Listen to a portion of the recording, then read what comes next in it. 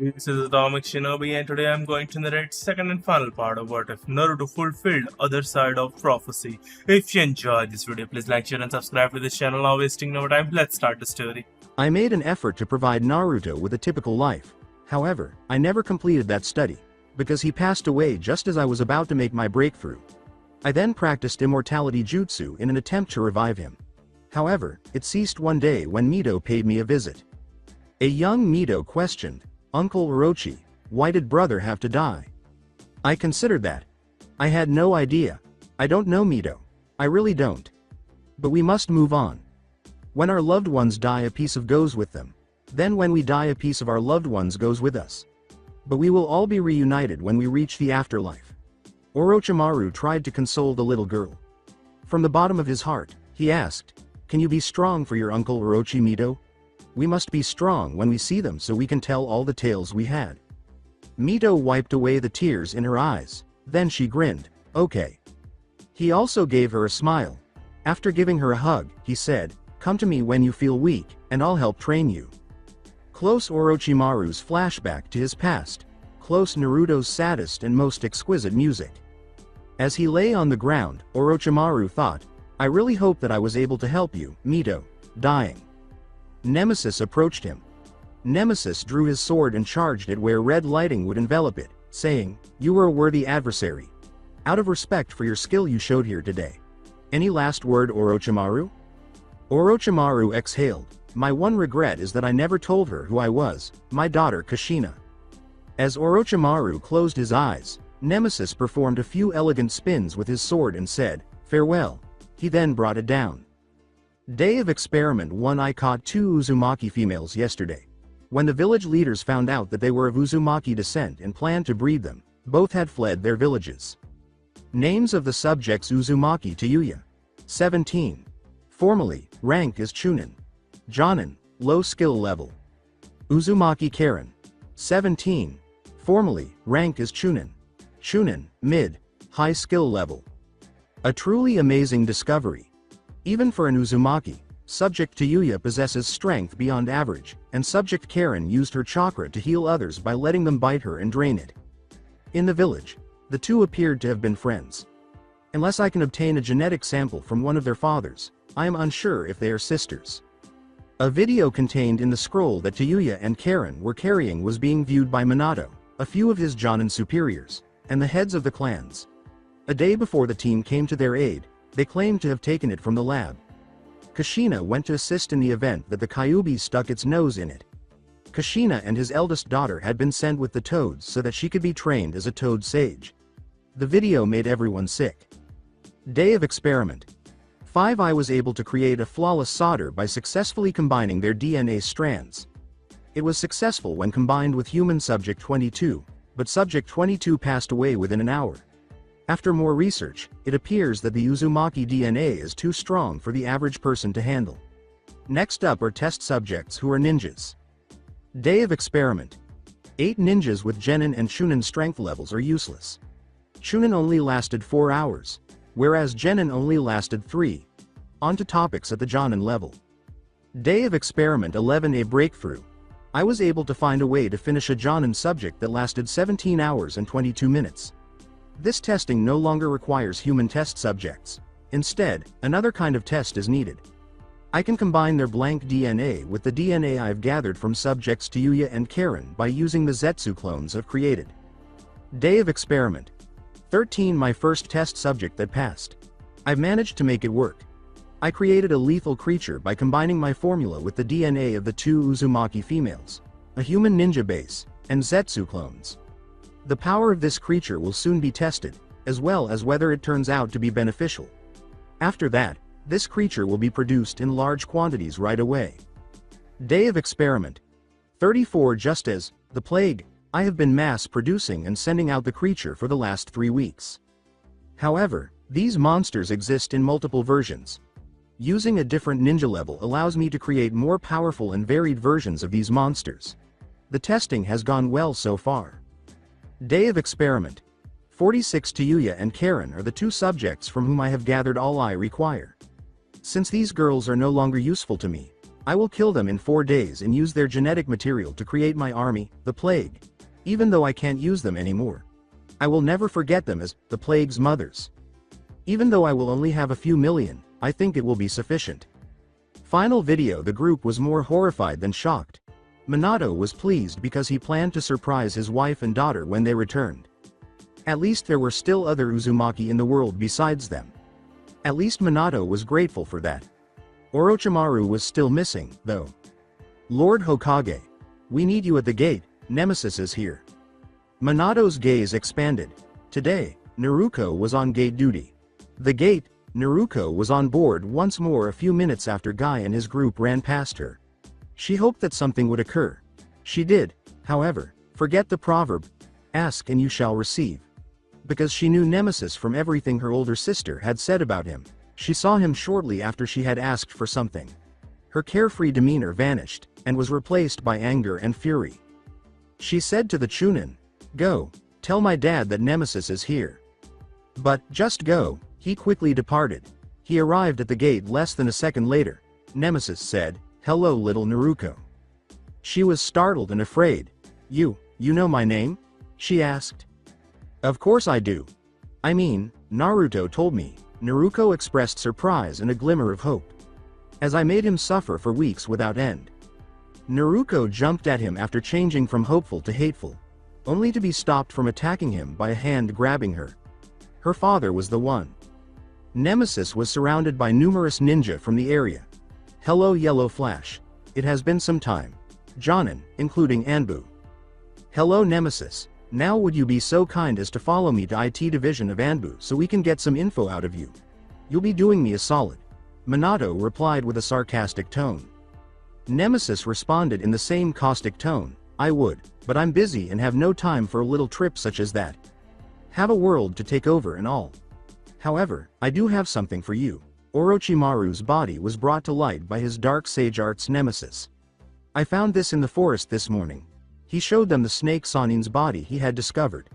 He threw Orochimaru's body at Minato's feet, saying, "I thought maybe you dropped it and might want it back." Minato cast a sorrowful glance down. He was aware that Orochimaru would not survive. Orochimaru. Sensei, Uncle Orochi, Anko and Naruto hurried to a loved one's body. Naruto is crying with Anko as she holds Orochimaru's head in her lap and begs him to open his eyes. Their eyes were filled with anger as they gazed at Nemesis. Minato looked at them, though, and they refrained from attacking. But behind his mask, they sensed a smile. He told them, "If it means anything to you," he did put up quite a fight. Behind him, a dark portal opened. Suddenly, he said, "I wonder, do you know about it, fourth Hokage?" Minato's eyes narrowed. About what Nemesis, they sensed his smile. Before he died, Orochimaru said something interesting. Naruto's eyes were visible to all. Something about the Sanin's secret. "I wonder what it is. Maybe you should ask the last of the Sanin." Her mother, one of the 2 Nine Tails hosts, greatly aided her chakra even though she did not have the 9 tails sealed inside of her. Her eyes were filled with hatred. Minato and Nemesis could see it. Knowing the answer, he asked, "Do you hate me? If you do, then get stronger. So strong that no one, not even your father, can stand against you. Do so at any cost. When you came at me with the intent not to kill, but to slaughter. Slaughter me in any way you feel is right. Use your hate to kill me and..." Minato shouted, "Shut up," at him. Nemesis heard him say, "You will not corrupt my daughter with your poisoned words." Nemesis used a dark portal to leave them with his hateful words, "As you wish, but my offer stands. Use your hate, little Naruto. It is the only way to find your brother Naruto." Minato was aware that pursuing him would be futile. He glanced at one of his hardest ninjas and his daughter. He sighed. He had to get those words out of her head, or she would die like so many others who followed the same path. "Take Orochimaru so we can give him a hero's burial. Naruto, you follow me." With nausea, Nemesis died as a result of his conflict with Orochimaru and the emotional anguish he endured. "I murder my grandfather." "No. There is no grandfather for you. You only killed a traitor. He was our grandfather, not our brother. Before more innocent people are killed, you have to put an end to this. What happens if Naruto, our younger sister, is injured?" Nemesis, you don't have any family. The dark child of prophecy is you. You are destined to rule this world and eliminate everyone who stands in your way. Nemesis shouted, both of you shut up. He was going crazy. He had to maintain his concentration. Pain was soon discovered. Pain, are you ready to capture the Nine Tails host? He inquired. Almost. I will be leaving tomorrow to capture her, the younger one, right? It would be a mistake to undervalue her.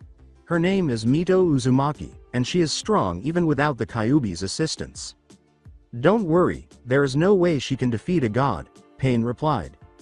Without saying a word, Nemesis walked up to the door and opened it, knowing that this would be his last chance to see Fu, who was reading a book while Yugito performed pull-ups. Nemesis remarked, Fu, we must talk. Yes. What is Nemesis? She inquired. Fu, this is the final time you will see me as a friend. You have to consider me your enemy after today. Still performing pull-ups, Yugito remarked, that won't be too hard. Why? With a tone of melancholy, Fu inquired. I've nearly finished my plan. We won't ever see one another again if it is. Nemesis glanced at her again and said, I'm sorry. He turned to leave, saying, keep it secret, keep it safe. He closed the door again. Fu, once I close that door, we can no longer be friends. One tear escaped Fu's tearful eyes as she said, what did you see in him anyway? He intends to murder us both as well as every other Jinchuriku. Why then become his friend? Yugito inquired. Unlike you, I don't have anyone waiting for me to come home, Fu said after a brief pause. I have no one who wants to save me, Fu said. I asked him one question when I voluntarily went with him. For me to be friends with him. And up until now, he did. It wouldn't last, I knew. Fu smiled and said, I'm glad I got to know what it was like, to have a friend. Although he might not be aware of what I am aware of, I believe he was also pleased to learn about the experience of having a friend. A conversation partner. It was time for Nemesis to go get Mito, the last of the Jinchuriku, so that his plan could be completed. As the dark child of prophecy, he would rule the world as he saw fit, bringing peace to this world. Nemesis listened to everything Fu said before actually leaving to find Pain. I'm very near. All I need is one more item. Nemesis eventually located Pain, who was with Conan. Pain, are you ready? Pain will get it, he has never failed before. We can't postpone any longer than we have already, he informed the man. Yes. I'm prepared. And the final Jinchuriku will soon be by our side. Nothing and no one will prevent me from obtaining it, Pain informed Nemesis. All right, go ahead and grab the final component we require to bring about world peace. We will be able to defeat the remaining ninjas and establish a lasting state of peace once we obtain the Kyuubi. If I have to, I'll take care of it myself. Nemesis grinned behind his mask. I'm not going to fail at this. We have a lot to do, Conan. Come on over. Pain commanded his lifelong companion. I need to do something. If she puts up a fight, I might witness the end of yours. Pain nodded. Nemesis also left as Pain did, and Pain went to the Leaf Village with the goal of capturing the Nine Tails, while Nemesis went to check on something. He had a few things to do, which was to kill the 5 feudal lords of the 5 great nations. It wouldn't be too difficult. The feudal lord's palace was in ruins in the Land of Fire, and Nemesis passed the bodies of the Fire Lord's guards one after another. The Fire Lord's line ended there, and he didn't value any of them. There, the line of the Wind Lord ended, and the feudal Lord of Wind lay dead on the ground in the Land of Wind. Nothing, not even the children, lives in his palace. The Earth feudal Lord's stone palace is in ruins in the Land of Earth. The mass slaughter of the Earth Palace left behind only ash and dust, marking the end of the Earth Lord's line. Nothing survived Darth Nemesis's horrific rampage, and the line of the Lighting Lord ended there. The palace high in the mountains in the Land of Lighting is now nothing more than smoke and memory. No one was spared from Nemesis' warpath, and the Water Lord's line ended there. The Water Lord's island palace is located at the bottom of the sea in the Land of Water, drowned with everyone and everything inside. The age of the Elemental Lords is over, the age of Darth Nemesis has come. Darth Nemesis left that eerie line in the air, knowing that this fun was now over and that it was time to get back to business. The ninja of the 5 great nations will find out about their leader's death too late. In order to supervise the capture of the final Jinchuriku, he used his dark portal to reach the Leaf Village, the last village strong enough to fight him alone. As he emerged from the portal onto the massive stone faces, he saw that Pain had caused a great deal of damage to the Leaf Village, with buildings in ruins, people dead, and civilians and ninja alike littering the streets of this once great village. He felt a sense of power rising in the sky. Unaware of the danger above, ninjas on the ground were assisting their friends in getting to a hospital or simply helping in general. Now this world shall know pain. Pain said in the air as his main body completed gaining the necessary power.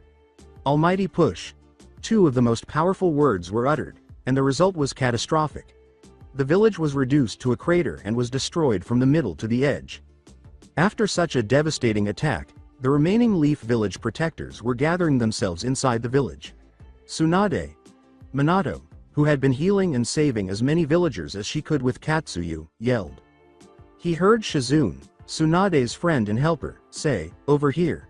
He hurried to her aid, taking some ruble with him, and discovered Tsunade in Shizune's arms. Is she? No, I simply fainted. She shielded as many people from the assault as she could. Minato nodded and then turned to face Shikaku Nara, the village's Jonin commander and one of his friends.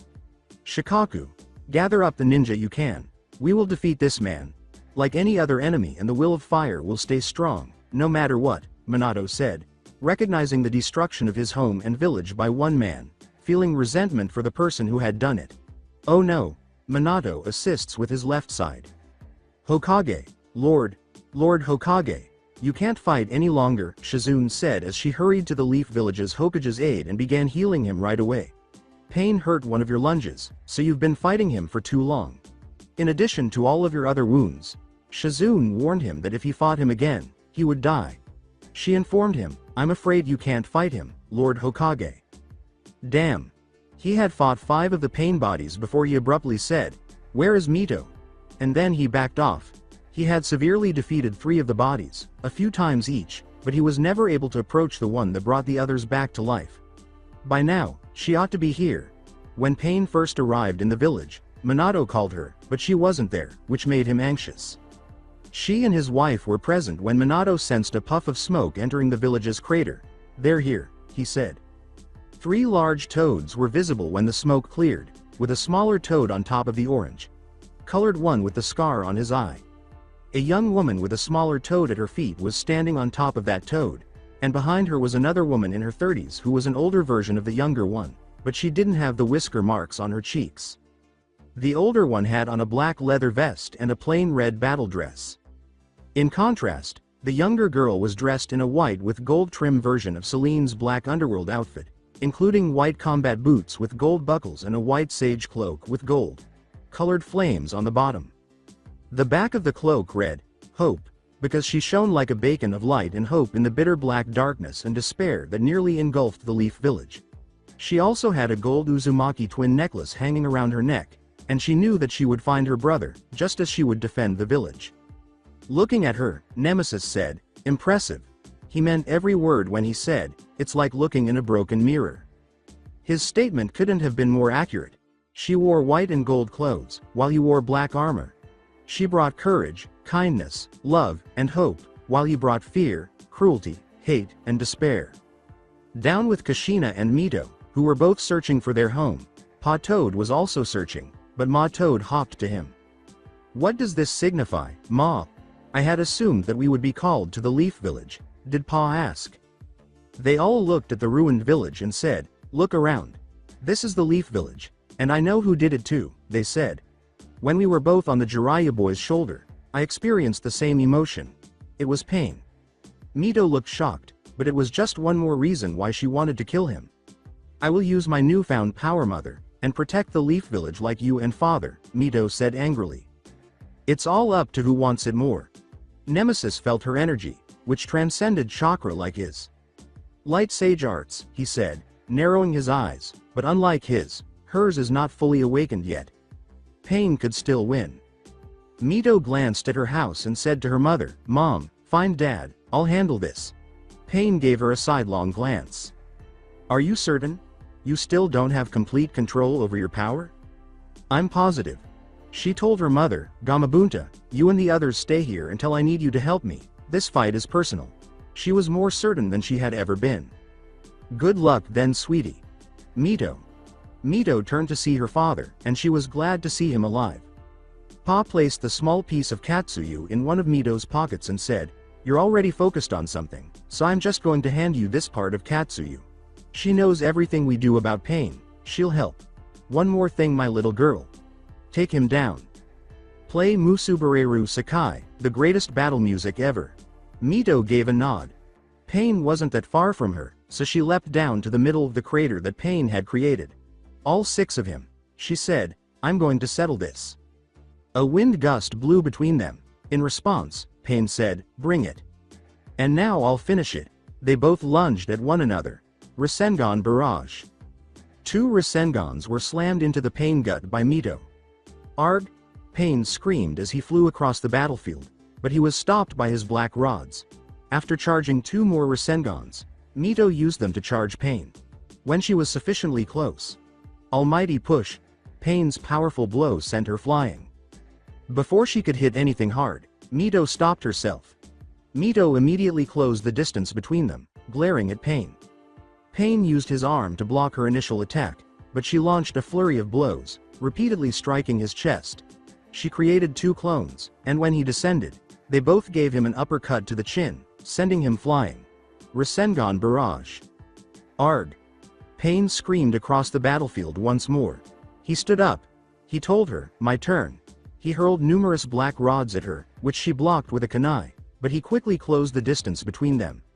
After cutting her twice with his black rods and kicking and punching her hard, the Pain body called forth a green chameleon, which struck Mito twice with its long tongue before striking her with its tail and sending her flying.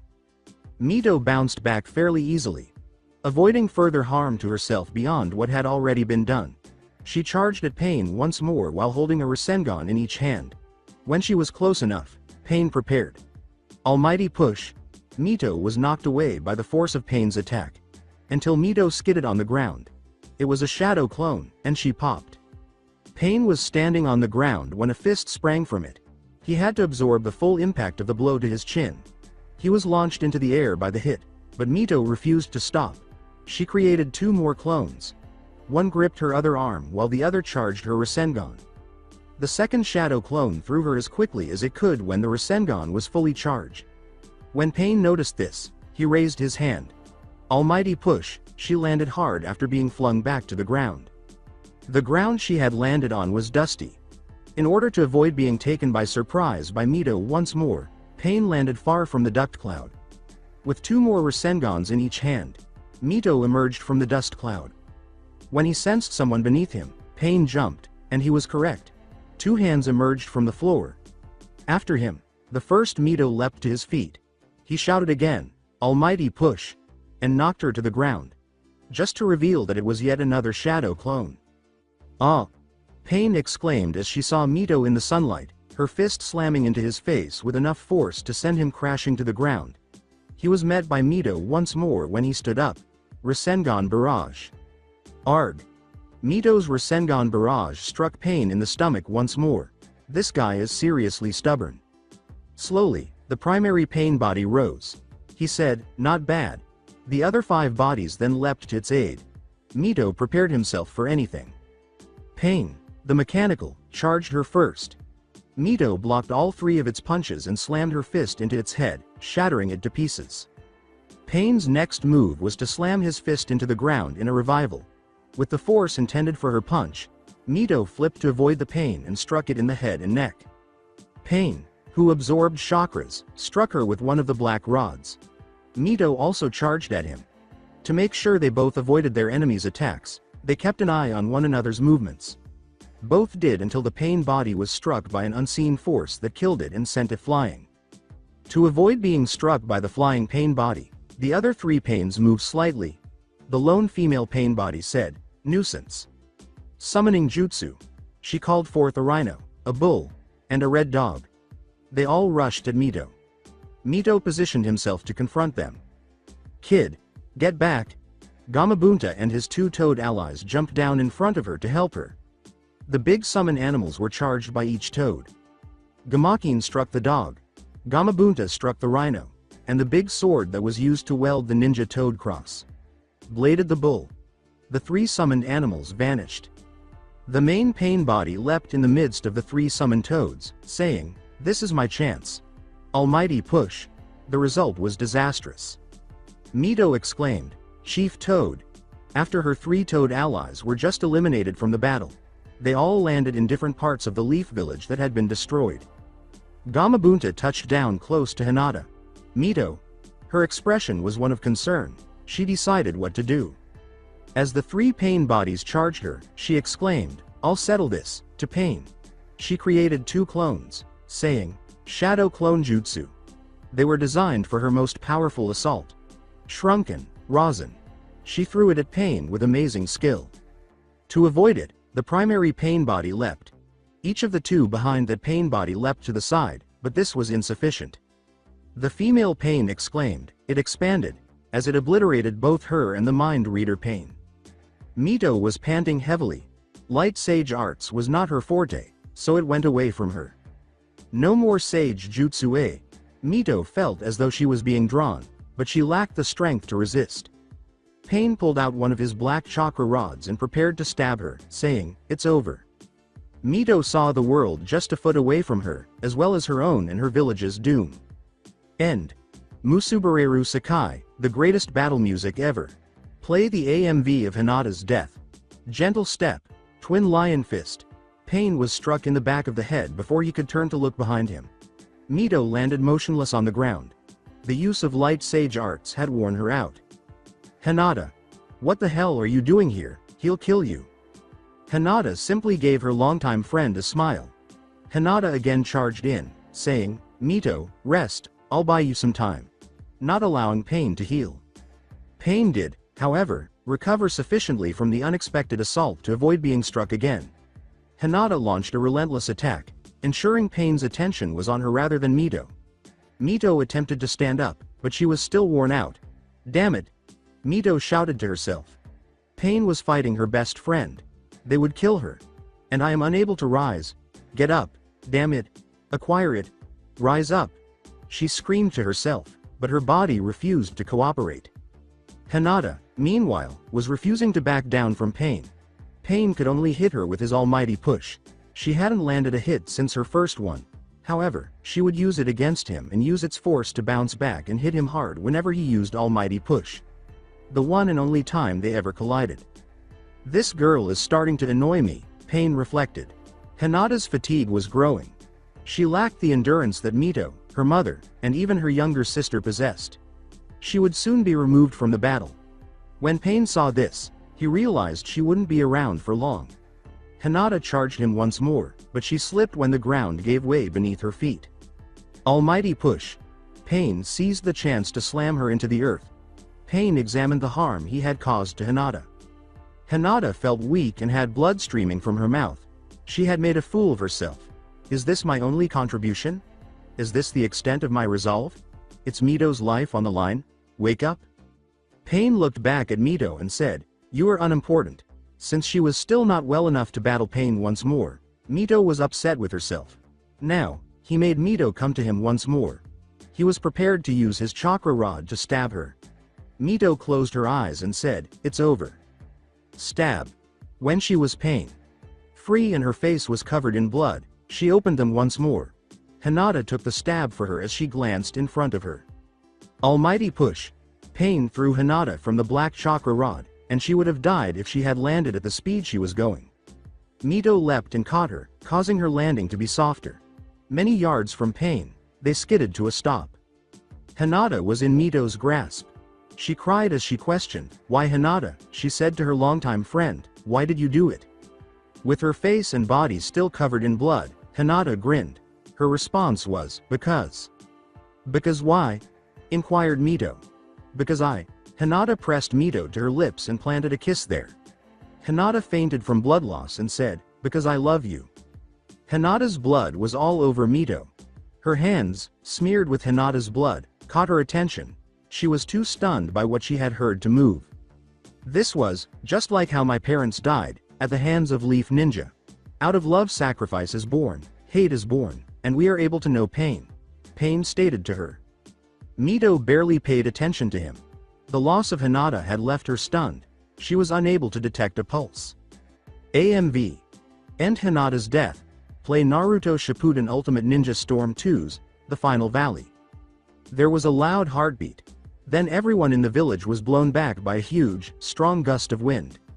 As its evil blight pierced the sky, everyone saw a pillar of red and black chakra. Pain noticed an orb or ball encircling Mito on the ground. Pain exclaimed, "The power of the nine tails," in awe. Pain noticed what appeared to be a miniature Kyuubi chakra with its skeleton after the ball of red and black chakra vanished. A growl reached his ears. He asked, not really expecting a response, "Do you hate me?" However, he received a response. Mito let out a loud roar. Mito roared once more and pursued Pain, who attempted to flee her fury with a chakra backdash but failed. Mito gave Pain a strong right claw, followed by a strong left, which caused Pain to skid across the floor. Before Mito could follow up, he recovered and gave her a little push back with an almighty. Pain surrounded himself with a lot of rocks. He pursued Mito with a large number of them. How about this? But Mito destroyed the rocks 4x4 with her chakra cannon. Before long, the rocks were all gone. "The pressure!" cried Pain in agony. Unable to maintain his powerful push in a barrier-like manner, he collapsed to his knees. "I need time." Second only to mercy, time was the last thing Mito was willing to give Pain. She used her strong leaps to close the distance. Then launched him into the air with a double claw attack. She leapt and struck him once more, sending him crashing to the ground, but Mito didn't let up. A sharp pain struck the floor. He stood up and pushed the almighty barrier once more. Rocks were gathered around him. And Mito was shooting at him with her chakra cannons once more. "I can't let you do that." Mito was struck by a couple of the rocks, but she thought they might as well have been pebbles. The power Mito was giving him was too much for Pain to handle, and he collapsed to his knees once more. "What's this shockwave?" Once more, Mito used her double claw attack as she closed in on him. It sounded like the collision of two enormous objects. Pain exclaimed, "This is beyond all expectations," as he escaped Mito. He said, "No one can defeat a god." He collected a lot more rocks than he had previously. He threw some rocks at Mito, but she shot them down, saying, "You won't evade this." Mito sent him more of her chakra cannon, saying, "I can't let you do that." He exclaimed, "Too soft," as more rocks came closer to him. "Over here," he said, gathering more rocks. "How about this? Planetary devastation." He used the rocks he collected to create a tiny meteor. But Mito simply stopped when he tried to compress it. There, he hurled it in her direction. After a moment of inaction, Mito leapt at the rock meteor and hurled it back at Pain. Pain was knocked off his feet by this, and Mito then launched strong claw attacks. Pain was sent almost 100 yards away by this. Pain was able to rise and confront Mito again. Well, in that case, planetary devastation. Pain used the rocks both inside and outside the village to form a tiny moon. Mito was also drawn in. Other rocks crushed her as she attempted to stand up. As Shizune and Rin were tending to the unconscious Hinata, Minato, Kushina, Rin, and Shizune had taken her out of the fight. Minato asked his wife, "Kushina dear, how will we reseal the Kyuubi during a battle like this?" Kushina assured him, "Believe me, I have a backup plan for this." She grinned as she glanced at Hinata. Everyone nodded when they said, "She is really a great friend." As the power of the Kyuubi increased, everyone, including Pain, looked up. The eight tails then roared at its resuscitation and broke the planetary devastation's chains. Pain exclaimed, "So powerful," in amazement. The Kyuubi roared loudly at Pain after charging up. Pain made an effort but was unable to maintain his position. With such force that his back straightened out, he was flung to a rock and slammed into it. Gazing at the Kyuubi, he exclaimed, "Arg! The Nine Tails power, magnificent," instead. End of Naruto Shippuden Ultimate Ninja Storm 2's The Final Valley. Mito was going through a mental breakdown. She held her head up and exclaimed, "Why? How did it come to this? It hurts, it hurts, somebody help me, give me the answer." Destroy everything that hurts you," the Kyuubi said, taking advantage of Mito's weakness. "You know what you must do. Rip out this seal and I will relieve you of your pain," it continued. When the seal on Mito's stomach failed and a black substance spilled out, her eyes became red. It said, "Yes, you are doing fine," again. Mito approached the front of the gate slowly. Kyuubi said, "Almost there," as it raised Mito to the seal. "Do it." Mito snatched up the seal paper and... "Ah! How come I can't beat you, brother?" Mito's eyes grew wide and returned to their typical shade of blue. She turned to see her younger self and her brother's younger self behind her. "Naruto." The younger Mito remarked, "I bet that's it. You're better than me at chakra control. It's because I have a monster and then that you're better than me." Naruto responded, "Nope. That's not it." Mito was aware of this. A few days prior to Naruto's initial burning, this memory occurred. Naruto grinned and explained, "I always win because I'm the older brother." The younger Mito curled into a ball and said, "Yeah, well, you're lucky. You don't have a giant 50-foot monster fox ready to take you over the moment your guard is down. You don't have something that makes you a monster, big brother." A frown appeared on the face of the younger Naruto. "No, I don't. But I would take the 9-tails fox that's within you if I could, little sister. And I know for a fact that you'll never become a monster." Naruto replied with a grin. "Really?" a younger Mito asked, her eyes full of hope. "Yep. Because you're my sister and I know that you'll always protect this village just like I will, when I become Hokage." The younger Naruto replied. The younger Mito felt better as a result. But, the younger Mito worriedly glanced at her older brother. The younger Naruto's eye gleamed evilly as he said, "You need to be punished for thinking that you'll turn into a monster." The younger Mito was tackled to the ground by him. Tickle tickle tickle tickle tickle tickle tickle. Mito had a tickle attack and exclaimed, "No, haha. Stop, please. Stop, brother, haha." The tickle torture was stopped by Naruto. "Thanks, big brother." "Anytime, little sister."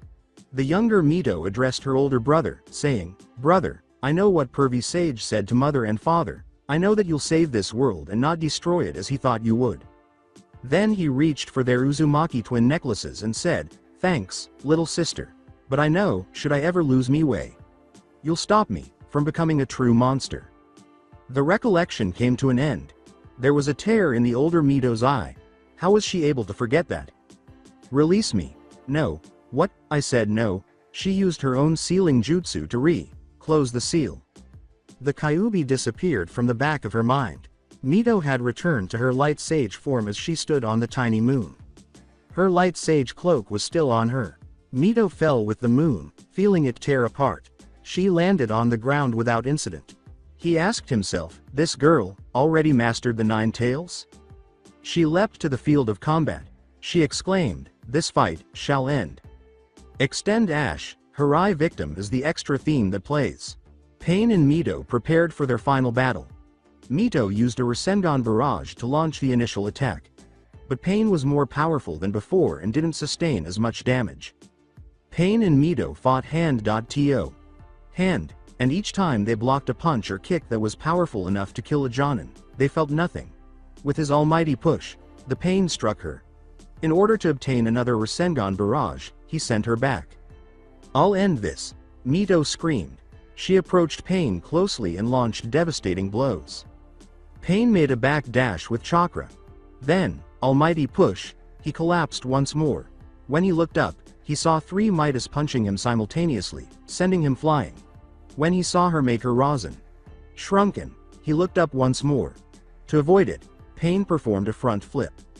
As the light sage arts left Mito once more, she was breathing heavily.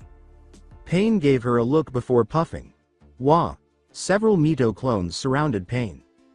They all pretended to hit him. Using his almighty push, he raised his hands. However, Mito grew closer to him and created more clones. However, Pain resisted, and as more clones were created and approached, Pain remained out of reach. Mito then created even more clones, and finally, almighty push gave out. Each clone struck him, and Pain did nothing. Arg! Anyone nearby could feel the shockwave. He exclaimed, "I've been pushed this far," as Mito's super shadow clone pounded him. "I am the victor. Pain is on the way," Mito exclaimed. Pain and Mito were both relying solely on their own willpower. Once more, Pain and Mito engaged in hand combat, each employing a single jutsu. With their combined will and abilities, There was a standoff as Pain used Almighty Push and Mito used Rasengan. Both parties are unwilling to lose to one another. Mito gained the upper hand and punched Pain in the face with great force. Despite Pain's chakra backdash, Mito trailed behind him. He shouted, "Almighty Push," and Mito retreated. He dropped to one knee. His question to himself was, did I use too much?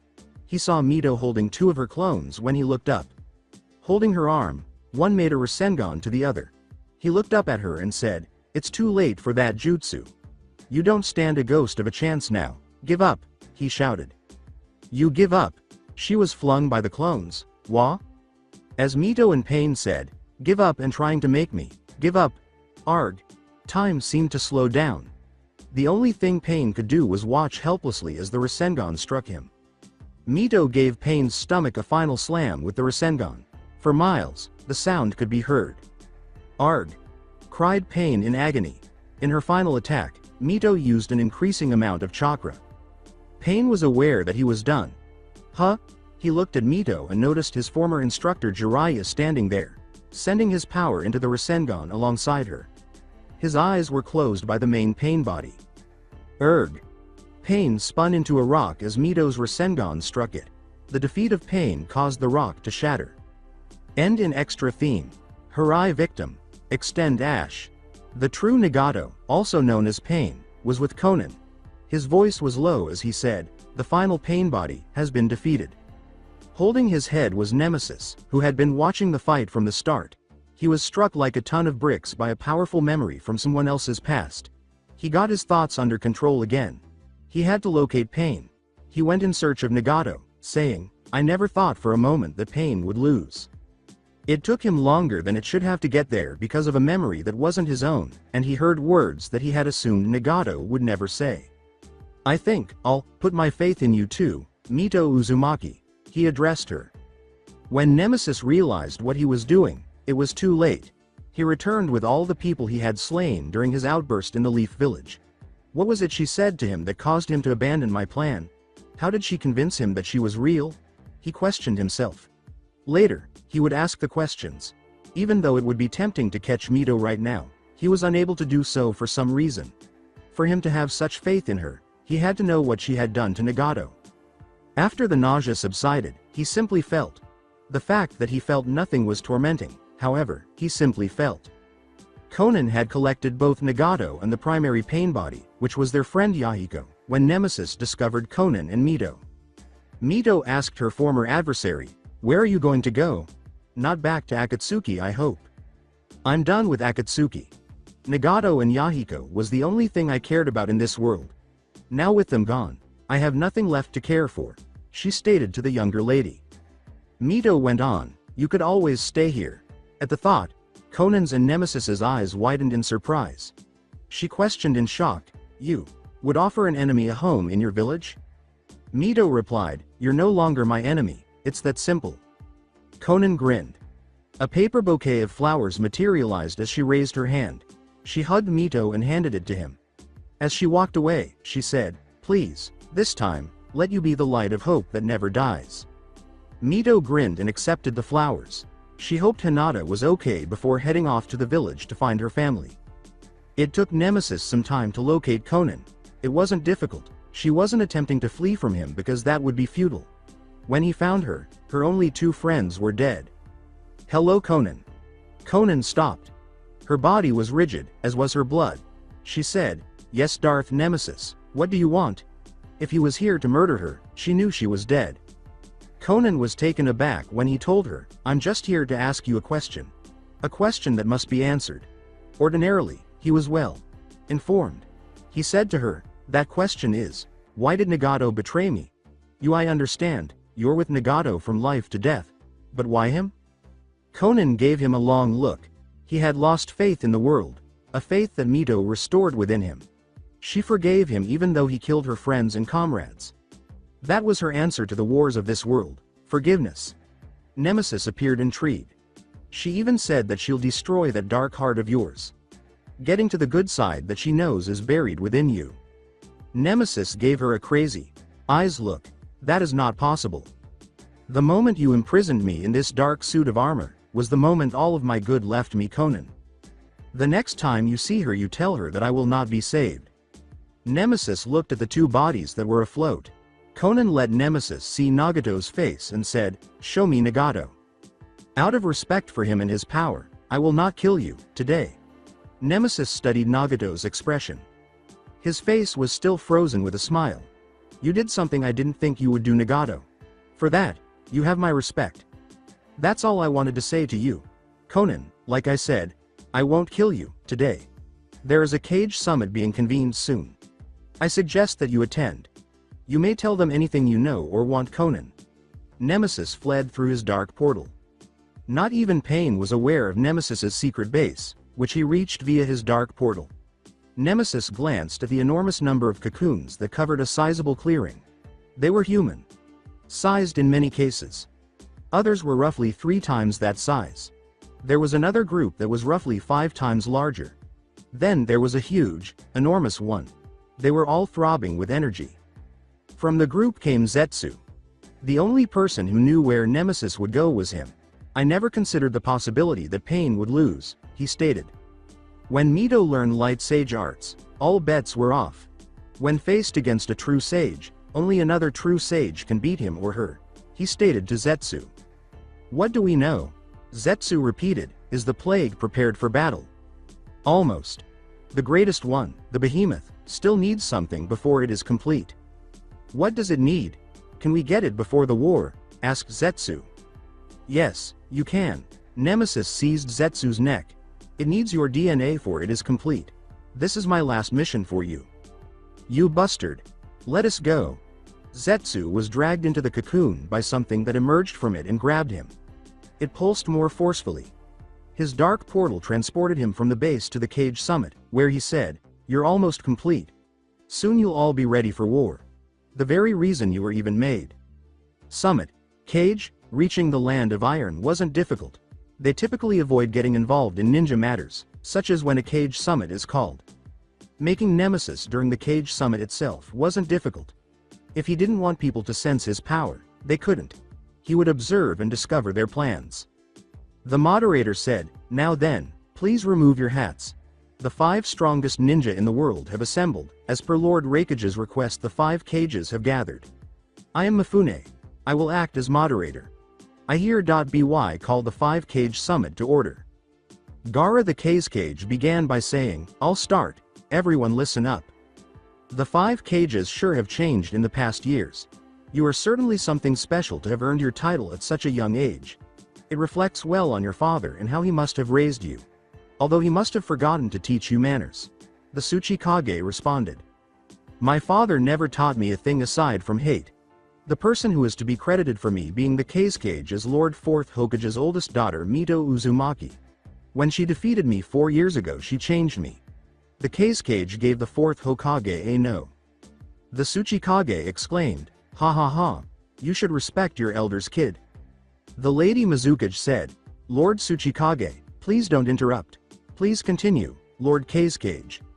I am a former Jinchuriki. The Akatsuki extracted the Biju from my body and almost killed me. Therefore, I consider Akatsuki the most dangerous organization in existence today." Gaara took a moment to think. "I've sought the cooperation of all of the 5 cages and have been ignored, with the exception of Lord Hokage. Now that only the Kyuubi Jinchuriki kin is alive, it is almost too late." Gaara told them this. Hump. Who would want to tell the hidden villages that their Jinchuriki had been abducted? It's shameful. It's only natural you'd keep your attempts to recover them a secret. Who asks another nation for help recovering their stolen weapon? The Tsuchikage replied. Lord Hokage told the elderly man, "The Akatsuki have come this far because of such thoughts." The samurai entered the room and said, "Lord Mifune." Mifune gave the samurai a look. He remarked, "This had better be important." "It is, sir." A woman came, more like flew, here and asked that she be allowed into the cage summit. When asked why, she said that she has information on this Akatsuki, the enemy of the ninja villages. Her name is Conan. The samurai responded. Minato felt somewhat taken aback. Then he raised his voice. Conan was, a member of Akatsuki with her friend and teammate, under my sensei Jiraiya of the Sanin. Nagato, also known as Pain in the Akatsuki. She can be of great assistance to us. He stated this at the summit. Lady Mizukage questioned, Pain? Wasn't he the one that attacked your village? Yes, he was. She was with him at the time, looking for my daughter Mito Uzumaki, Jinchuriki of the Nine Tails. My daughter faced the man known as Pain one-on-one after he killed and defeated my village and won. After a talk with him, Nagato revived everyone he killed. Minato replied. The Kazekage and the Mizukage were more interested in some of the other cages than in others. I believe it would be in our best interest to allow her to sit in this summit, said Minato. If she is a former member of Akatsuki, she would have great intel on them.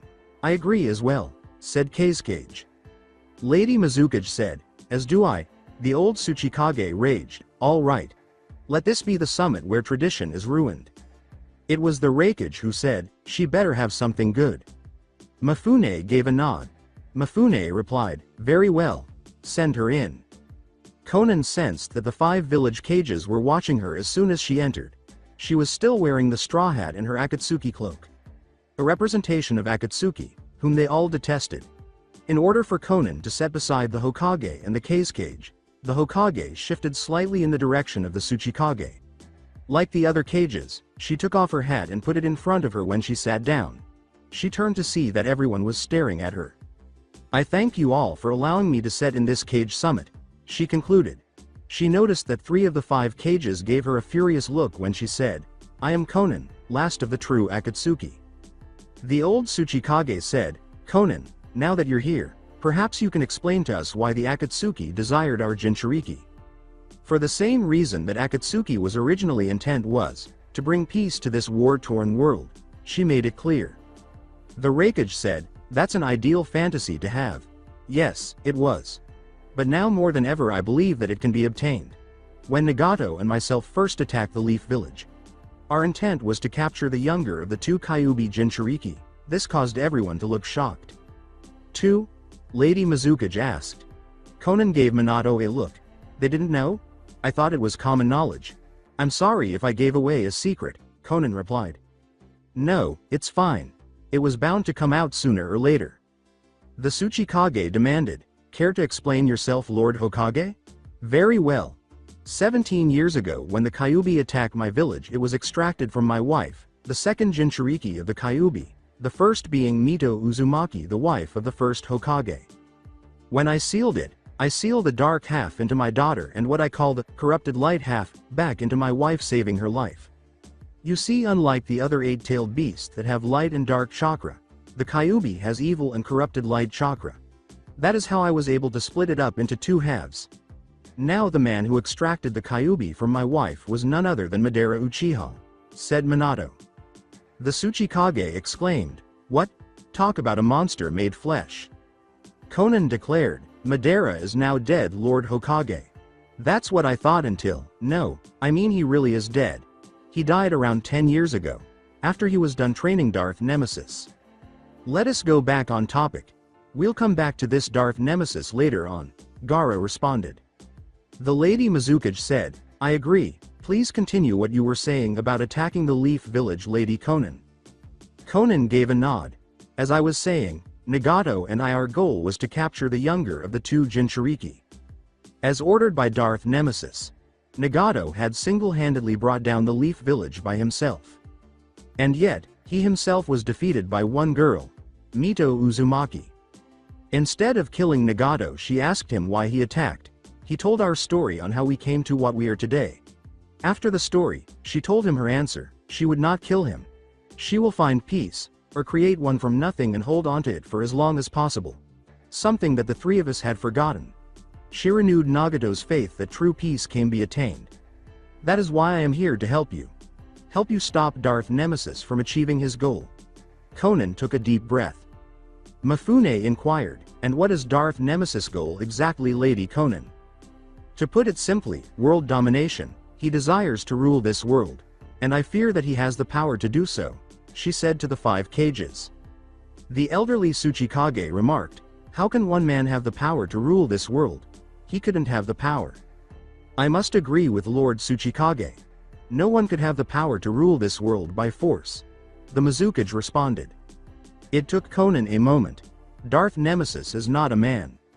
He is even no longer human in my eyes. A dark silhouette of Darth Nemesis formed behind her. Flames and all. He is a monster. Madara has given him greater battle wisdom than you, Tsuchikage. Possesses more control over all elements than any bloodline holder here, Lady Mizukage, and an unmatched defense compared to you, Lord Kazekage. Surpasses you in strength, Lord Raikage. Furthermore, it is faster than you, Lord Hokage. In a single day, this monster could destroy 1 or 2 large villages on his own. Darth Nemesis's power and the power he will demonstrate to the rest of the world are far greater than Nagato's power against the Leaf Village. This is what I would say if I had to say anything about Darth Nemesis. He's a living disaster. Every ninja defended their cage after the Raikage smashed his fist on the desk in front of him. Minato had brought Itachi and Kakashi because he believed that bringing his wife and Tsunade would be too much to handle. Mifune calmed the ninja down a little. You dare claim that I am not as strong as Darth Nemesis? He gave Conan a fierce look. Let us continue and hear what Lady Conan has to say on the matter, Lord Raikage, Mifune responded. The bodyguards of each cage settled down. Everyone appeared to have calmed down a little after she said, I speak the truth. They were all waiting to hear her words. Darth Nemesis has captured 3 of the Jinchuriki by himself with little to no effort. The 3, 7, and 8 tails. And only an Uzumaki Jinchuriki of the Kyuubi can defeat him. She took another breath and turned to face Minato. But, I'm afraid that the time has passed for your wife to defeat him, Lord Hokage. Unlike your oldest daughter, she is not a light sage. Unfortunately, the only person who can currently kill Darth Nemesis is your eldest daughter, Mito Uzumaki. He's become too proficient in the dark sage arts. That word appears once more. What is that, dark sage arts? Lady Mizukage was asked. I'm not entirely sure. I only know what Darth Nemesis gave me access to. He has a wealth of knowledge. This is the only thing he told me. Dark sage arts, in his own worlds. It is much stronger than chakra and goes beyond it. That was all he told me, she said, stifling a shiver. It is the closest thing to the sage of the 6th path in her power. Hold on, her? Was a woman the sage of the 6 paths? What? The Tsuchikage inquired. Indeed, she was the mother of the world's first Uzumaki as well as Madara Uchiha, the first Hokage. She taught her oldest child, her daughter, who is also an Uzumaki, everything she knew, and abandoned her 2 sons, Madara and the first Hokage, when they began to fight. She sensed that the Mizukage wanted to say, girl power, and she wanted to, but she had to keep it serious. Minato began to say, wait, I have a question, Lady Conan. How did you find out about the Cage Summit? Few people are permitted to be aware of it. She sighed and replied, I took my friends' bodies back home after Nagato was defeated by your daughter. Conan knew that question would be asked eventually. Nemesis struck me while I was traveling. Following a conversation, he assured me that he would not murder me today and that I should go to the upcoming Cage Summit. He gave me life so I could share what I know with you all, she told them. What? Why didn't you inform us that he was aware of the summit? The Raikage yelled. Little girl, you have endangered all of us, said the Tsuchikage. Conan answered, it doesn't matter if he knew about the Cage Summit. And why is that little girl? The old cage asked. The voice was dead and hollow, and it was Darth Nemesis, the world's last real nemesis and last greatest threat, standing casually above them as if this were normal. Because she knows that I would do nothing but watch as you 5 so-called great leaders fuck with each other even more than you already have. I'm amazed that you would argue at a time like this, he said. I have control over 8 of the 10 Jinchuriki. With a smile on his face, Nemesis landed in the center of the group, where all 5 cages guard ninja were already present and Conan was alone. All of your weapons are now mine, and the only thing you 5 great village leaders can do is bitch at each other. You have a lot of nerve to come here, boy, the Tsuchikage said. You refer to me as a boy? In age that is correct, as I am only 17 years of age. He responded to the Tsuchikage's insult by saying, but I am above your petty insults. I call you weak in terms of power, because I am stronger than everyone in this room, boy. I'm here to help you negotiate the surrender of your villages and the younger of the 2 Jinchuriki. Do so and I assure you, all of you, a place in my new world, Nemesis said to the group. And you believe I'll simply give you my daughter? Minato told Nemesis, I haven't allowed her to date yet. Hokage, I'm more interested in what's inside her than in who she is as a person. The Kyuubi. The beast with the last tail. I have an offer in return.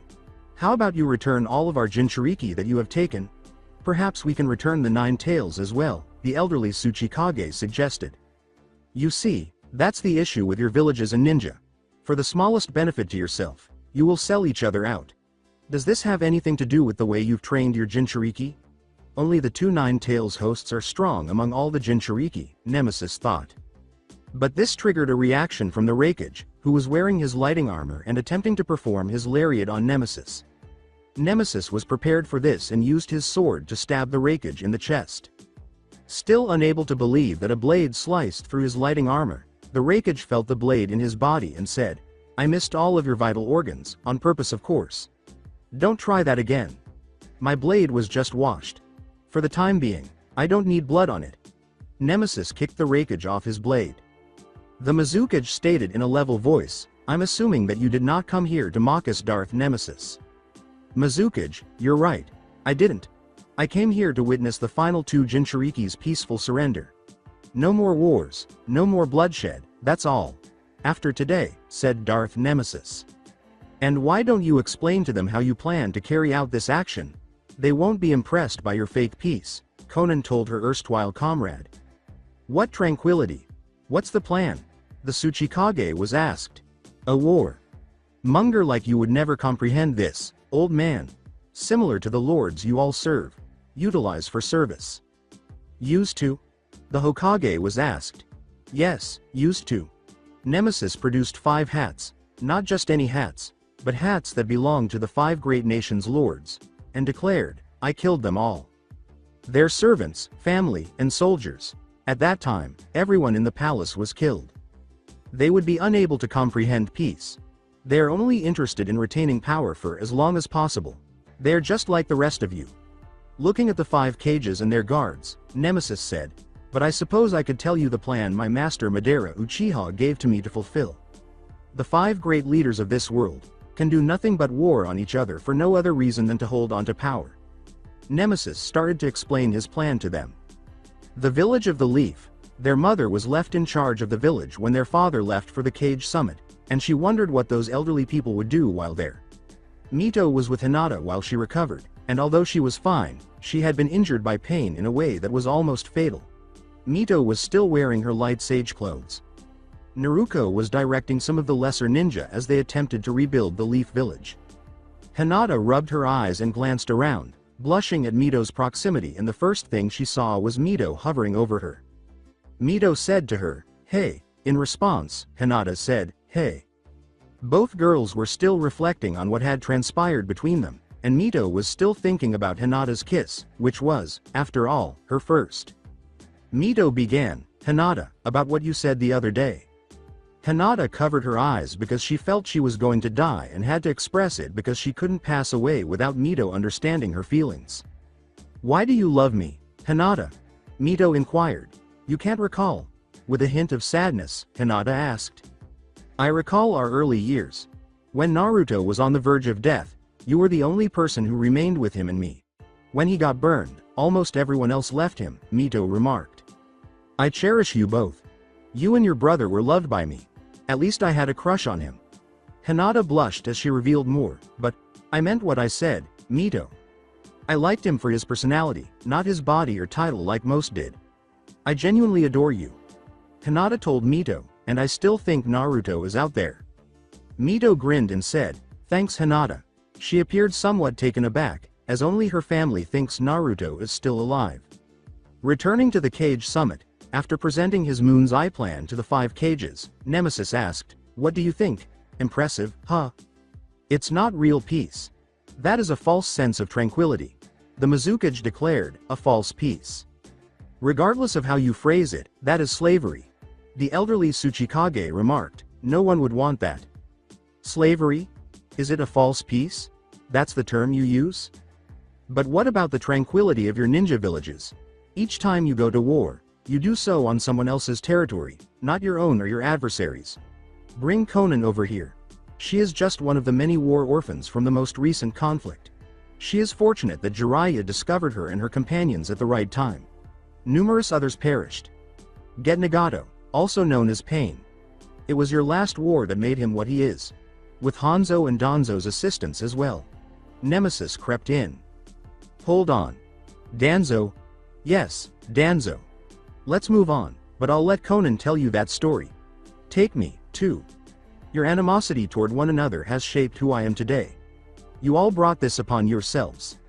Everyone in the room heard Nemesis say, "You summoned the thunder, now enjoy the whirlwind." You think we'll feel bad for you? The Raikage asked. I anticipate your deaths, however, that won't occur, at least not today.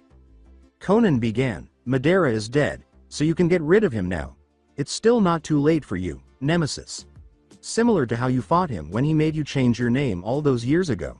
For what reason did you cling to that name? I can't remember it, damn it, Conan begged. I told you before, Conan, that the moment you put me in this suit of armor, I died and was reborn, Nemesis scoffed. Family? I don't have any family, please. Nemesis informed her, I am dead on the inside as well. How about you tell us where our Jinchuriki is and then actually die? Said the Raikage. Let's pretend I didn't. In any case, give Mito Uzumaki to me one last time, and I'll guarantee you all a spot in my new world. Nemesis glanced at the 5 cages. I, as K's cage, but more importantly as a friend to Mito Uzumaki, I will not allow you to have Mito Uzumaki, Gaara replied. I can't watch as someone less capable than the 4th Mizukage attempts to do what he did. Mei said, as Mizukage, I will stop you. I will get my brother back, and I won't let you have any Jinchuriki for him. The Raikage declared, as Raikage of the Cloud Village. I will not allow a monster like you or your plan come to life as long as I breath, as Tsuchikage. The elderly gentleman replied. As the Hokage, but more significantly, as Mito's father, because of your evil deeds, Darth Nemesis, I will never let you have her, Minato declared. I see that you have already made up your mind. I appreciate that. Nemesis created a portal and said, I suppose I have no choice but to declare the 4th Great Shinobi War on the 5 great nations. What? The Shinobi War, the 4th one? Mei was asked. Yes. I will destroy everyone in my path to get to Mito because she is so important. Darth Nemesis reached into his armor, took out a scroll, and threw it to Minato, saying, that scroll tells you my main base's location. And if that is what I have to do to get her, then I will do what I must. The Jinchuriki you all so desperately desire are at my main base. That scroll also describes my army, which I have built up using captured ninjas. Nemesis told the 5 cages, number and type. But before I go, I must thank all of you. Nemesis said abruptly, the Uzumaki clan is all but extinct because of all of you and your hatred. I can't lose now that they're gone. On my behalf, Hokage, thank Danzo. They would still be alive today and would have opposed me if he hadn't sold out the Uzumaki clan to the other 4 great villages as he did. Will you thank him on my behalf? He then departed through his shadowy portal while giggling malevolently. Minato suppressed his rage, deciding to handle Danzo in his own manner. Hokage, I would burn that scroll. It's not good information, the Tsuchikage declared. No, that's not Darth Nemesis's personality. He desires for us to confront him. Head.to. Head. Conan told the Tsuchikage, he knows he'll win head.to. Head, but he doesn't leave us any choice. So why would we compete against him? The Mizukage was asked. If we don't fight on his terms, he'll take the fight to our villages, killing anyone and everyone until we face him on his terms. Conan told them that. And why ought we to believe you, girl? The Raikage questioned her angrily. Because my limited knowledge of Darth Nemesis is greater than any of yours. What I know about him is far greater than the little power he has shown you. Darth Nemesis, with the plague, was his mindless army, which Darth Nemesis was commanding. My plague upon this earth. All of you were created with the sole intent of destroying the ninja world and carrying out my old master's plan. Anyone with an independent mind could sense Darth Nemesis' smile. But now I have a new plan. Why restore the Jubi to its former splendor, when I am in control of its soulless body? Nemesis, a former pawn of Madara and now a master of his own, grinned once more. With you, my plague, I shall reign for all time. My new plan is not the moon's eye plan of my old masters, but force everyone to bow to me in fear, with the soulless Juby as my pet.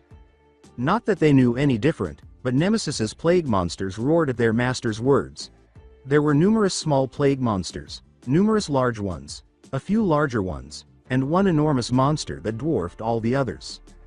The United Nations Ninja Base Camp, Conan and Mifune, the UN force leaders, also known as the Five Cages, were looking at the map that Darth Nemesis had given them. It showed the location of their future battlefield, which was far norther than any other place they had been to. It was also clear that their battlefield was designed to be a straight-out frontal assault type field, so no elaborate plans could be put in place because they couldn't do that. Conan, what are your thoughts on this? As the leader of the United Nations, Minato inquired. Nemesis, so to speak, was never the kind to mince words. He detested wasting time. He wants us to go up against him head-to head. He won't lead us astray. When we get there, he'll show off his army. Furthermore, why do you think he will harm that young girl? What? The Tsuchikage inquired. Old Cage, I hate to say it again. Nobody in this world knows as much about him as I do, Conan remarked. The 7 UN leaders were in front of their 82,000 strong ninja and samurai army, which was advancing on their final adversary in the final danger to world peace. My daughter is presently attempting to learn the light sage arts and the power of the Kyuubi with my wife and one of our Chunin. You mentioned, Conan, that Darth Nemesis could only be killed by my daughter. Conan nodded. Then we have to decimate his army and pull him out. We have to buy my daughter everything we can if we can't beat him. To defeat Nemesis, she must become proficient in light sage arts, Minato stated.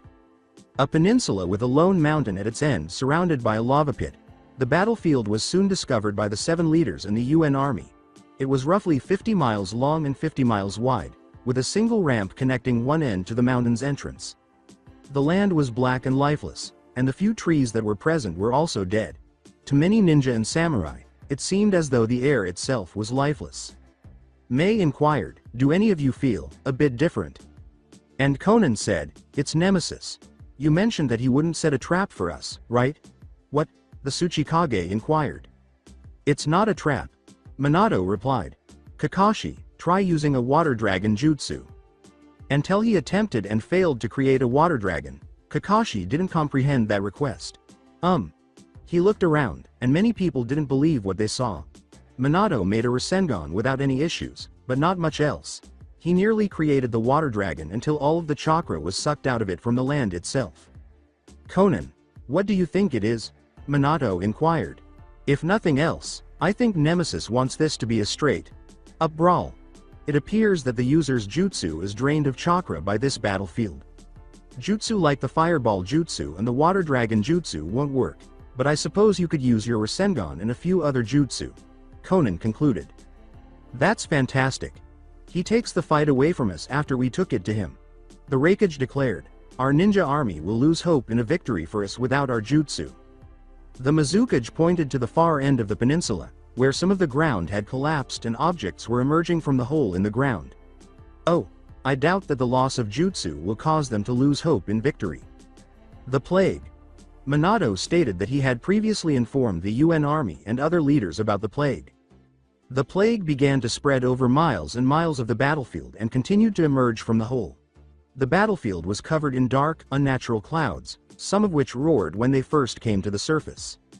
Numerous ninja and samurai began to retreat, their faces displaying the fear they were feeling.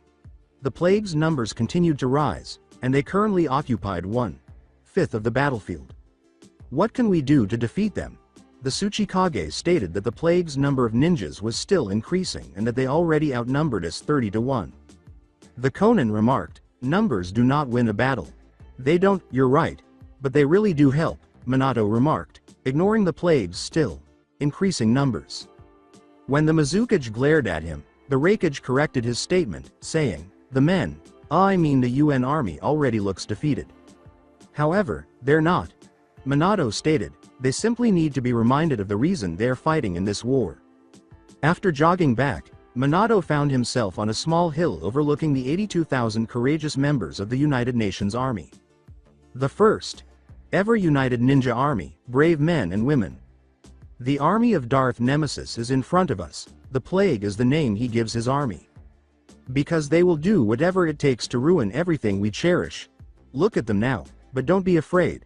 They are as easily killed as they were created. We are saving our Jinchuriki today. All of our ninja friends who perished as a result of Darth Nemesis' scheme are buried today. Above all, we will create a new story today that our kids will read decades from now. We demonstrate to them today that we can set aside our differences and work together to correct the mistakes of the past. The UN Army began nodding their heads in agreement with Minato's remarks, which were giving them a huge morale boost.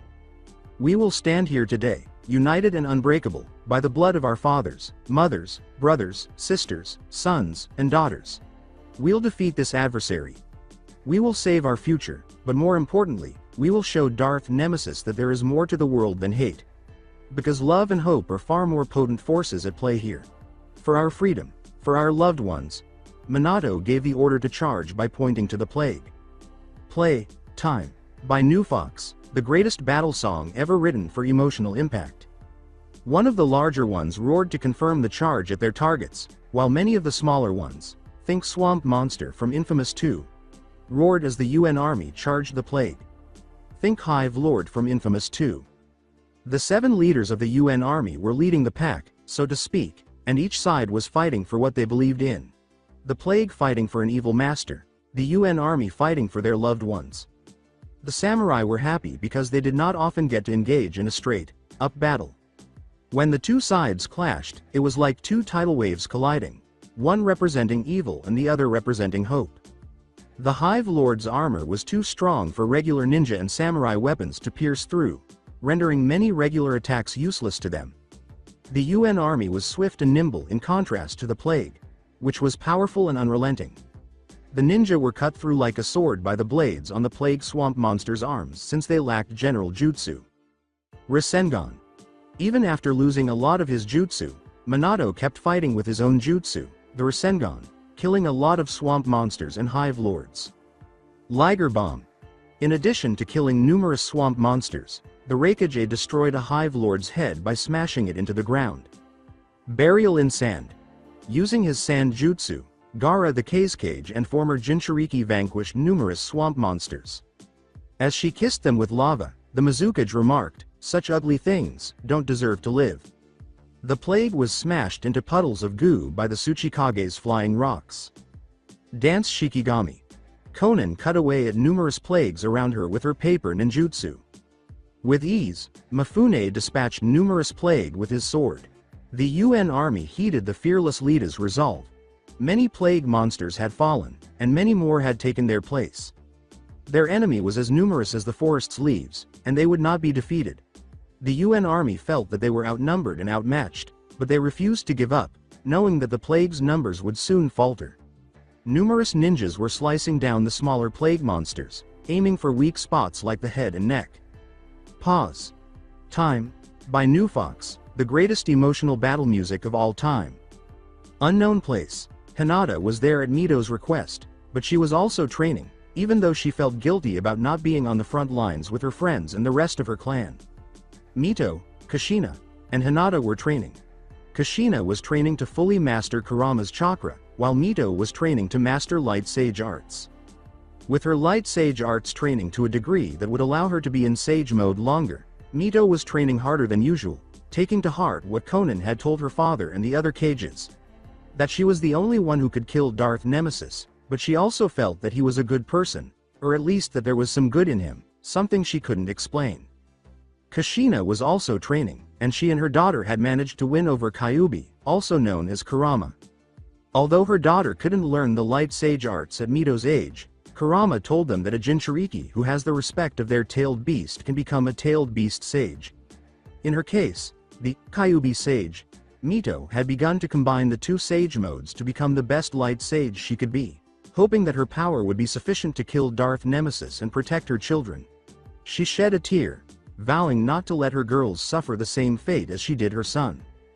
Hinata was training with the medical ninjutsu she had learned from Tsunade and with her super strength. She looked at her love interest, Lady Kushina, who was very strong and training hard. She thought her power would be useless in the end, but that didn't stop her from training harder than she had ever done in the hopes that it would. They all shared the hope that the UN Army would be able to hold them for a little while longer. The Battle Zone. Play Time by New Fox, the greatest battle song ever written for emotional impact. The UN army was growing weary. The neck of a UN ninja was sliced open. Oh no. The back of a UN samurai was just split open.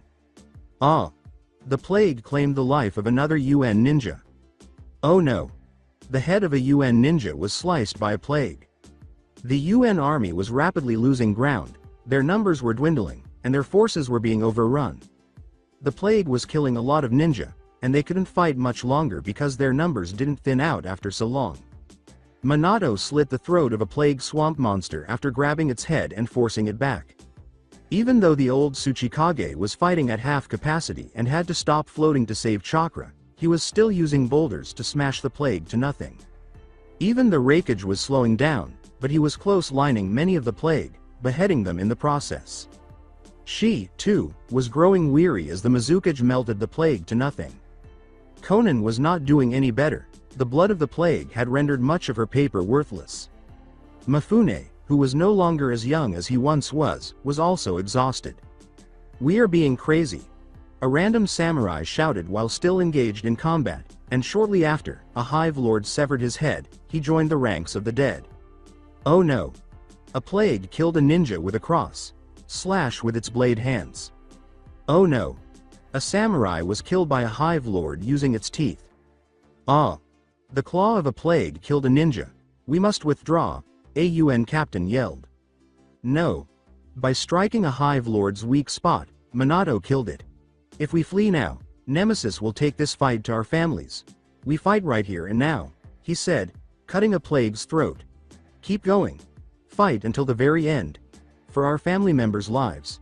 As he was about to be attacked by another hive lord, Minato threw a kunai with a paper bomb attached, which the hive lord ate before it exploded, killing the monster.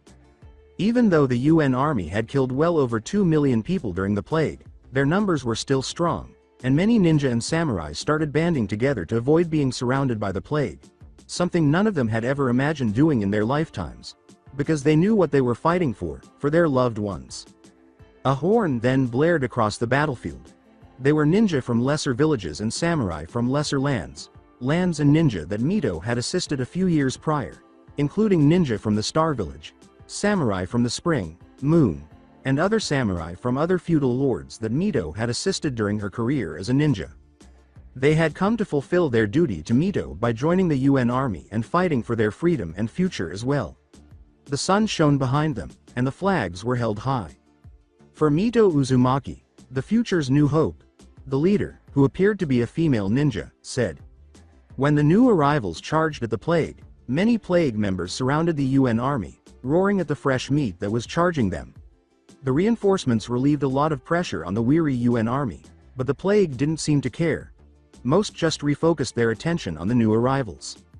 With fresh hope and allies, the united UN army fought with even greater determination than before as the reinforcements crashed into the plague army and destroyed the front line, causing many to fall instantly. The plague's numbers finally began to decline after what felt like an eternity. Minato killed more than 36 plague with his flying thunder god jutsu. Mei melted more plague and used her lava jutsu. More plague was destroyed by the ancient Tsuchikage. He used his lighting armor jutsu to completely destroy more plague. Gaara used his sand to crush more plague. 3 hours of combat later, the final Hive Lord plague was slain. End. Time. By New Fox, the greatest emotional battle music of all time. However, it was not free. Of the 82,000 men and women who began the battle and the 38,000 reinforcements who arrived to support them, 120,000 ninja and samurai fought for their children's freedom and future. Of these, less than 50,000 had survived, many of them wounded, some of them no longer able to fight. After hearing a lot of stomping, everyone turned to look behind them and saw roughly 50 hideous-looking creatures. Think Devourer from Infamous 2. With a roar, the monsters charged at their new victim, the weary and weakened UN army, as quickly as their legs would carry them. Many of them had a defeated expression on their faces, as if they had already lost the battle. Minato was determined not to let this deter him, and he needed to restore the bravery that the army had displayed not too long ago. Prepare to charge. Many questioned whether Minato was crazy when he yelled, Those creatures will rob our children of their future. We have to fight, for our freedom. Charge them. The remainder of the UN army soon followed Minato as he charged them. Another fateful charge into the jaws of evil. When the Devourers were close enough, many ninja threw kunai and ninja stars at them, but that didn't work because their armor was too strong for such weak attacks. The UN army did not fare well in the clash between the two sides. No attack seemed to hurt them, not even the cages and all of their power. Many ninja tried to get on the Devourers' backs to find a weakness, but that didn't work either. The monster either melted the UN army with the acid, like fluid they threw out of their mouth, ate them, or simply stepped on them. When Conan and her detachment were on the ropes, the creature killed most of her unit, but this devourer was unharmed. Then she recalled what Darth Nemesis had told her about attacking an enemy or village. Sometimes, it is best to attack from within than with brute force. She waited, and then she had an idea. The devourer made its usual gesture before attacking with its acid, and Conan prepared to attack. When the devourer attacked, Conan hit it with a paper spike, which halted its attack, and then it exploded from within, killing it. Everybody! We kill these things by attacking at the open mouth.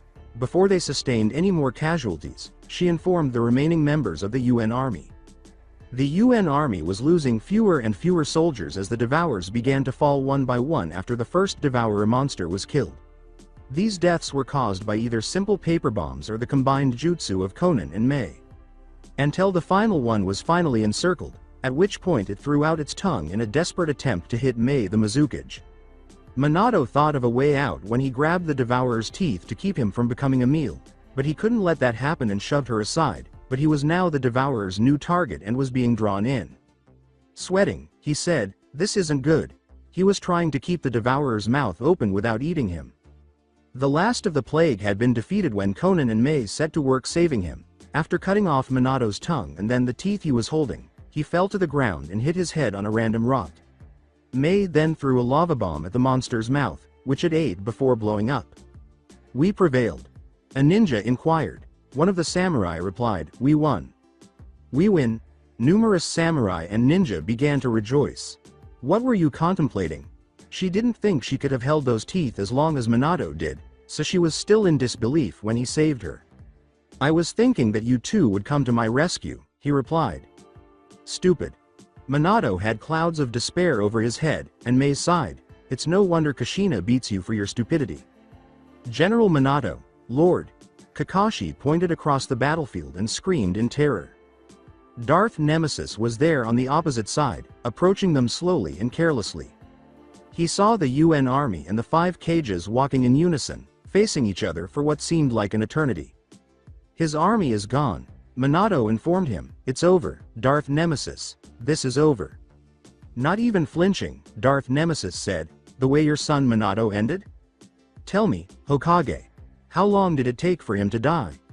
Many were shocked because they were unaware that Minato had a son.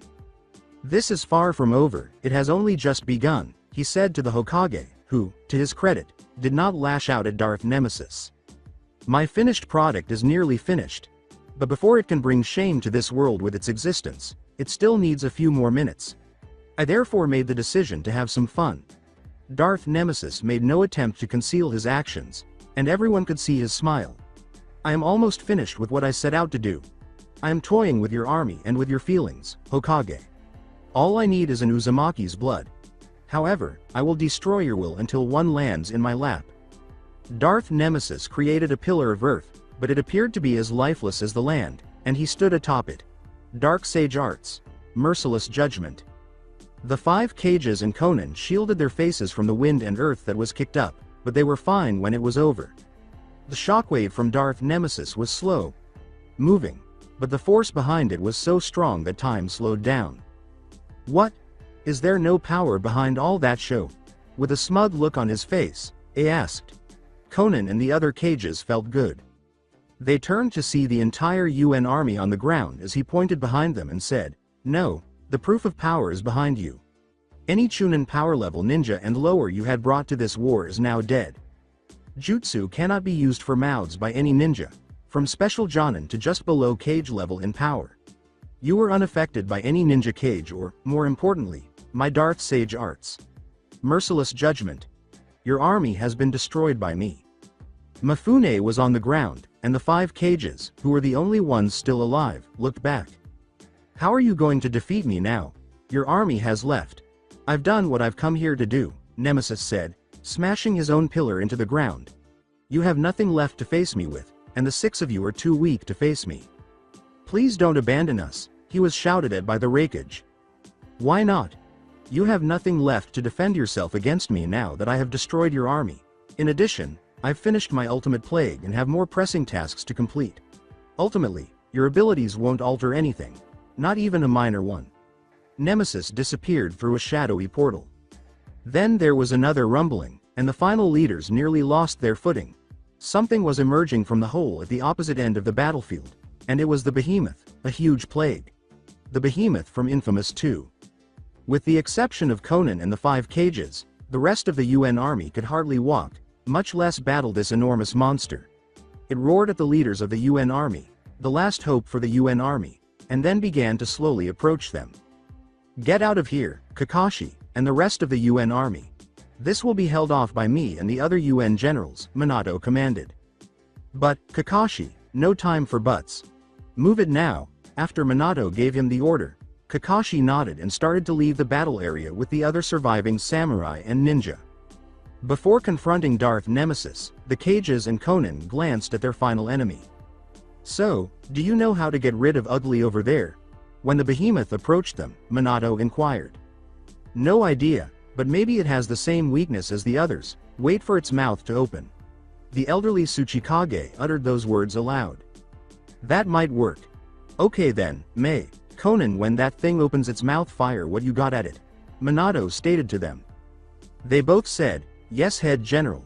Soon after, it opened its mouth and hurled numerous green spikes. Mei attacked first, attacking the mouth with her lava bomb, but when it exploded, it did nothing. Next came Conan, who struck precisely inside the mouth with a spear of paper bombs, but when it blew, it also did nothing. Minato remarked, that's not good. The Raikage questioned, maybe it has a different weakness? Gaara told the Raikage, we don't have the time to wait and find it. The ominous and malevolent voice of Darth Nemesis echoed in their minds. You have no hope to defeat this plague I have unleashed upon the world, give up. This creature is on par with the tailed beasts. Only a fully realized master of the 8 tails or the 9 tails Jinchuriki can beat this plague. The battlefield was illuminated. Minato recognized the voice saying, then it's fortunate that I finished my training just in time. Their voices trailed off as Darth Nemesis said, Kushina. She winked at him and said, hey honey, miss me? Minato shed happy anime tears as she said, I've never been so happy since my children were born to be married to that woman. Kushina gave the order, I'll take care of this one, the rest of you go to safe ground. Kushina looked different. She had never before appeared so focused and solemn. Her whole outfit was red. She wore combat steel boots up to her knees and toes. A dress with long sleeves that reached her wrists and knees. Like her husband, she wore a long cloak, but it also featured a 9-tailed fox and the words, Fox Sage, on the back. In the wind, her hair fluttered like a fox's 9 tails. She had advanced beyond Killer Bee to become a tailed beast sage. Kushina turned to gaze at the behemoth-like creature. Its only goal in life is to put an end to everyone else. She exclaimed, let's do this. As the behemoth roared at her, she cried out, grant me the strength of nature and disaster, Kurama, and was then consumed by the chakra of Kurama, also known as the Kyuubi. The chakra created the 9-tailed fox, but it felt more like nature and had boundless power than evil and insanity. Beside her was a copy of herself, but it had a wilder, more ferocious appearance. It was the 9-tailed fox Kurama's spirit. Let us end this, Kurama. Yes, let's. A titanic battle broke out as Kushina and Kurama charged the behemoth. Kushina and the behemoth locked hands and started fighting. Kushina bit the behemoth, but it was ineffective due to its hard skin. Instead, the behemoth spit acid in Kushina's face. In her tailed beast form, it felt like she was being struck in the head by fireballs. After using her left arm to pull the behemoth's right arm away, Kushina used her right arm to elbow the creature's right elbow. A loud cracking sound, as though something had broken, was heard by all. After roaring in agony, the behemoth bit Kushina's neck. The enormous jaws gripped her, and she roared in agony. However, that was not the reason. Everyone in the vicinity heard a burning sound shortly after, and even its saliva was acidic. Nevertheless, Kushina lifted the behemoth off the ground with both arms and slammed it into the ground head. First using her immense strength. Rocks and dust began to accumulate, and nobody could see what was happening. The behemoth roared in agony as the UN army heard it. After the dust settled, everyone saw Kushina tearing open the behemoth's mouth with both of her hands and claws. The behemoth was attempting to defend itself, attempting to rip open a wound on Kushina with its claws. Kushina moved her head to prevent the first attempt, then when the behemoth managed to grab her she moved her head again, causing her to get a cut mark on her head. Kushina then bit down on the hand when it attempted to do so again. She then stomped on the behemoth's elbow with her foot before tearing off the limb with her immense power. The sound of the tears was heard by all. The arm vanished into thin air as Kushina spat it out. When the behemoth's mouth exploded open, Kushina roared again. She then charged and fired a tailed beast bomb at close range. It knocked everyone off their feet. Much of the battlefield was leveled by the mushroom cloud created by the close-range-tailed beast bomb. It only took 30 minutes, but it seemed like forever. When the dust settled, the remnants of the behemoth became visible.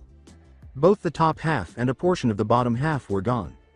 Then it vanished into nothing, just like the rest of the plague that had been wiped out before it. As Kurama's chakra began to drain from her, Kushina was panting heavily. She had succeeded in eliminating the remaining plague members. Kushina! Minato shouted as he rushed towards her. Kushina leapt into her husband's arms after turning to look behind her. They began to embrace and kiss one another. Minato told her, "I thought you were going to die." She punched him playfully in the head and said, "Idiot, I won't die until I see my daughters become the greatest ninja ever." Lady Kushina! Mei shouted and pointed as Kushina and Minato turned to face her. They noticed that Darth Nemesis was the person she was pointing at. He was carrying something, actually, someone, bridal style as he walked slowly across the bridge and battlefield. A blanket, a bloody blanket, was placed over the person. Even though Kushina didn't want to, she gave her daughter Mito a little extra time by walking slowly to him as well. Darth Nemesis raised his voice when they were near enough to hear one another. "I have done what I've set out to do." Kushina gave this a perplexed expression. Mito wasn't with him, was he? Naruto Uzumaki was then revealed as the blanket gradually dropped from the person he was holding. Kushina gave this a very sour look. "You, what have you done to her?" Behind his mask, Nemesis grinned slightly. He placed her on the ground and said, "I needed the blood of the youngest Uzumaki of the royal line." He brushed a lock of Naruto's hair away from her bloody face and said to her, "Unfortunately, she caused herself a bit of damage when she tried to fight me. But I have ways of convincing people and she eventually stopped fighting." He got up. She cried out, "Give me back my baby girl." He glanced at her and said, "Oh?" His tone was challenging as he asked, "And if I were to refuse?" Knowing that would rile Kushina, he said, "Let's see if you can save her and succeed with her where you failed with your only son." The light of day turned to the dark of night, and the sky grew darker. The eye of Jubi, Sharingan, and Rinnegan appeared on the moon. "O mighty Jubi, eternal darkness, supreme shadow of man's light, give me your power, release. Play King of the Sun from the White Knight Chronicles, Ancient Heartbeat, Ost." Nemesis was covered by a black energy beam that came from the moon. Nemesis was enveloped in the dark energy of the Jubi and floated in the air as black flames erupted all around him. The powerful Jubi appeared in all of its savagery. The full form of Jubi appeared once the flames had subsided. At the head of the beast is Darth Nemesis. RURR. Except for Kushina, all the ninjas and samurai flew at the beast's howl. "Kurama, any suggestions?" Kushina gazed at this monster and asked. That was Kurama's ancient wisdom in action. "Yeah, turn tail and run like the devil is after your ass because it is." "I'm afraid I can't do that. That monster is my baby girl, and I can't let her down like I did Naruto." Kushina put on her Kyuubi form and suited up, so to speak. When she was finished, she was again prepared for battle. RURR, Kushina challenged this monster with a roar. "Kyuubi," the Jubi uttered in a strong, hollow voice. In an instant, the gap was closed as both charged at one another. Kyuubi was knocked to the ground as the Jubi won that round despite both of them jumping at each other. Nemesis' voice, driven by Jubi, addressed Kushina directly. Humans lost their right to live. Kushina stood up for them, saying, they deserve a chance at redemption. Kushina was thrown to the opposite end of the field, close to the UN army, by the Nemesis, who said, then you will die with them. Join them in extinction. A tailed beast bomb powered by nausea. Leaping into the air, Kushina fired one herself. When he took the hit, Nemesis felt almost nothing, and while she was still in the air, he fired his own. Kushina fell to the ground landing on her back. The Jubi-tailed beast bomb was far more powerful than hers. After being in a daze from the blast, Kushina shook her head. When she finally got to her feet, she was overcome by nausea once more. He severely injured her with his teeth and claws. Clawing her face, biting her neck, then he tossed her again and again. Kushina sensed that she was beginning to lose strength. She then turned to face her baby girl, who was covered in blood and whose survival was uncertain. She had to get back up. She screamed, I will not fail her. Nemesis shouted back, you already have, and continued to attack. Kushina was only able to block and absorb the blows. Nemesis was brutal, clawing, slashing, and just the sheer brutality of his powers. The sheer might of the force he now commands. Nemesis took hold of Kushina's left arm and began to swing it in various directions. Kushina used her other arm to claw Nemesis' face in retaliation, but the wound was immediately healed. Nemesis broke the bone in Kushina's left elbow by giving her a huge elbow with one of his arms. Roar. Such a blow caused her to roar in pain. Kushina held the arm to nurse away the pain after Nemesis released it. Nemesis snapped Kushina's right leg's knee joint with a few of his tails and the force they contained. Roar. She roared again, hurt by Nemesis's brutality. She fell to the ground from nausea. The menacing words, "You don't deserve this power," were spoken to Kushina by Darth Nemesis. As he pressed his claw into her chest, he exclaimed, "Now you will watch her die." Kushina let out a painful "ah" in response to Nemesis' assault. Kushina glanced at her youngest daughter, who was motionless. She started to gain strength from her love for her children and her rage at Nemesis. She moved Nemesis' choking arm with her own unbroken arm. The power she was displaying astounded Nemesis.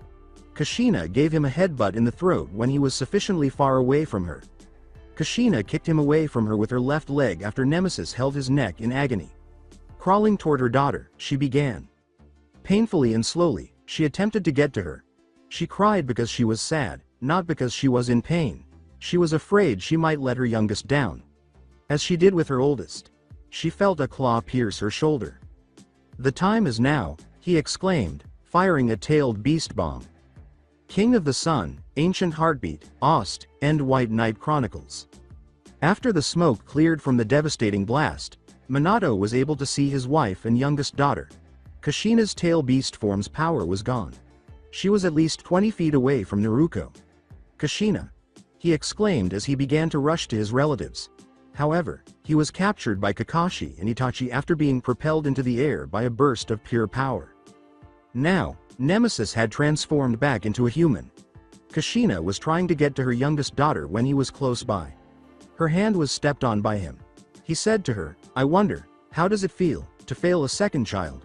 He began to approach the prone girl, saying, "I think I'll allow you to feel that pain one more time."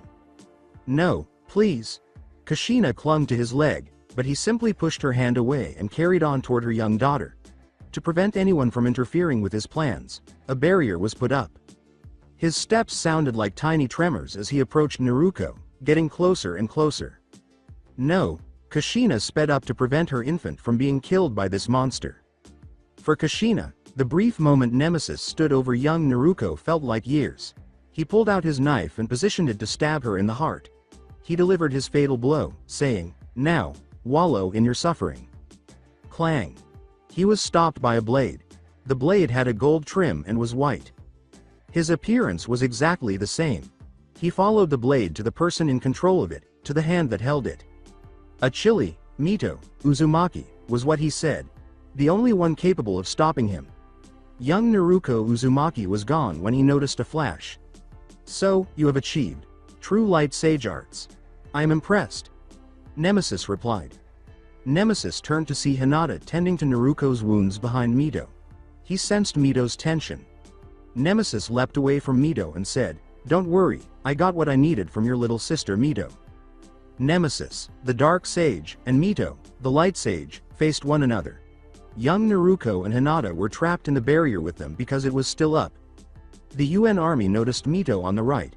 She appeared to be the world's real hope thanks to a ray of sunlight, and the darkness that was Darth Nemesis encircled the tiny ray of light that surrounded her. Naruto and Hinata were to the side, away from the two sages. Nemesis questioned, "Why must we fight Mito?" He repeated, "You really think you are fighting for peace?" He turned his head to the right and said, "Look at them." Mito followed suit. "These people have so much hate in them. Hate and fear. These people slaughtered your clan, the Uzumaki, out of fear for their power, and hate that they did not have that power. What makes you think that they give a damn about you and your sacrifice here today? You think that peace will reign?" He asked her. "These people, if you beat me and peace reigns, how long do you think that will last? They fight, murder and destroy all in the name of more power. Look at how they view your kin, the Jinchuriki. The old Cage thinks of them as weapons, not people. As long as people like him are born into this world and have even a smug of power, they will abuse it." He then asked her a question. "Why fight for them? Join me, Mito. We can lead this place into a new age. We can truly have peace, Mito. Why fight for people that will forget your triumph and sacrifice here today, or just not care about them? Join me, Mito, and together, we will lead this world into a golden age of peace." He reached out and took her hand. Mito considered it. She thought he was correct on a few points. The elderly man was a jerk. His entire existence felt like a toxic root that had to be removed. She glanced at the individuals on her left once more. She could see fear in the eyes of the UN army. Were they truly afraid of her? "Mito, you're not a monster." Her brother's lost voice rang in her ear. "I know that you'll save this world, if I can't." "No." "What?" Mito assumed a fighting stance and said, "I said no, I will not join you, Darth Nemesis. I will beat you and peace will come soon after. I will defeat you." He pulled out his sword and said, "So, it comes to this." On the battlefield, a paradox occurred. Mito felt hopeful due to rays of light coming from an unidentified source. The essence of despair was conveyed to Nemesis by the gloomy clouds. Let us see who has the greater resolve. Play, Avatar soundtrack. Last Agni Kai. Mito and Nemesis both swung their swords at one another. The real final battle had already started. A conflict between good and evil that is as old as time itself. Dark Sage Arts. Dark Lighting Cannon. Nemesis shot one after the other with his Dark Light Cannon.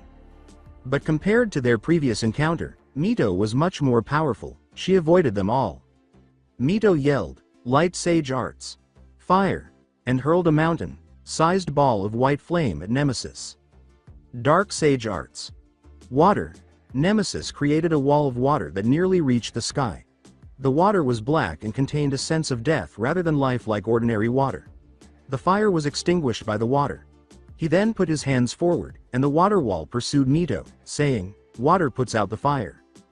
Many of the other ninja would have yelled at Mito to move, but she didn't. Light Sage Arts. Earth. Mito constructed an earth wall, resembling Nemesis' water wall. As vibrant as new soil and as lofty as the sky. As the water began to be absorbed by the earth formed from Mito, she remarked, "Earth absorbs water." After Nemesis, she sent the wall of earth. As the earth wall pursued him, Nemesis watched. This was a turn-based battle of the sages. He grinned. Dark Sage Arts. Wind. Nemesis' hands unleashed a powerful gust of wind. The earth's wall began to crumble. Wind scatters earth. Before long, the earth wall vanished, and Mito was chased by a windstorm. Mito prepared her sword. She swung her sword down when the gale was close enough, and will silence the wind. Nemesis was impressed. Nemesis continued to attack Mito with his Dark Lighting Cannon Sage Art attack, saying, "So, you know the true elemental ranks. Very good. Only a true sage knows such things. Dark Sage Arts. Dark Lighting Cannon." Mito moved quickly enough to avoid being struck by the attacks by using her Light Sage Arts, because a mountain could be destroyed by each one. Light Sage Arts. Lighting Cannon. Mito's lighting cannon slammed into Nemesis, causing the two opposing forces to collide and spew dust and smoke. Nobody was able to see what was happening. They could hear swords crashing into one another. The smoke revealed the black and white sparks, which were swift and consecutive. Nemesis and Mito would not concede any ground to one another. When the smoke cleared, the two locked swords and everything else were visible to everyone.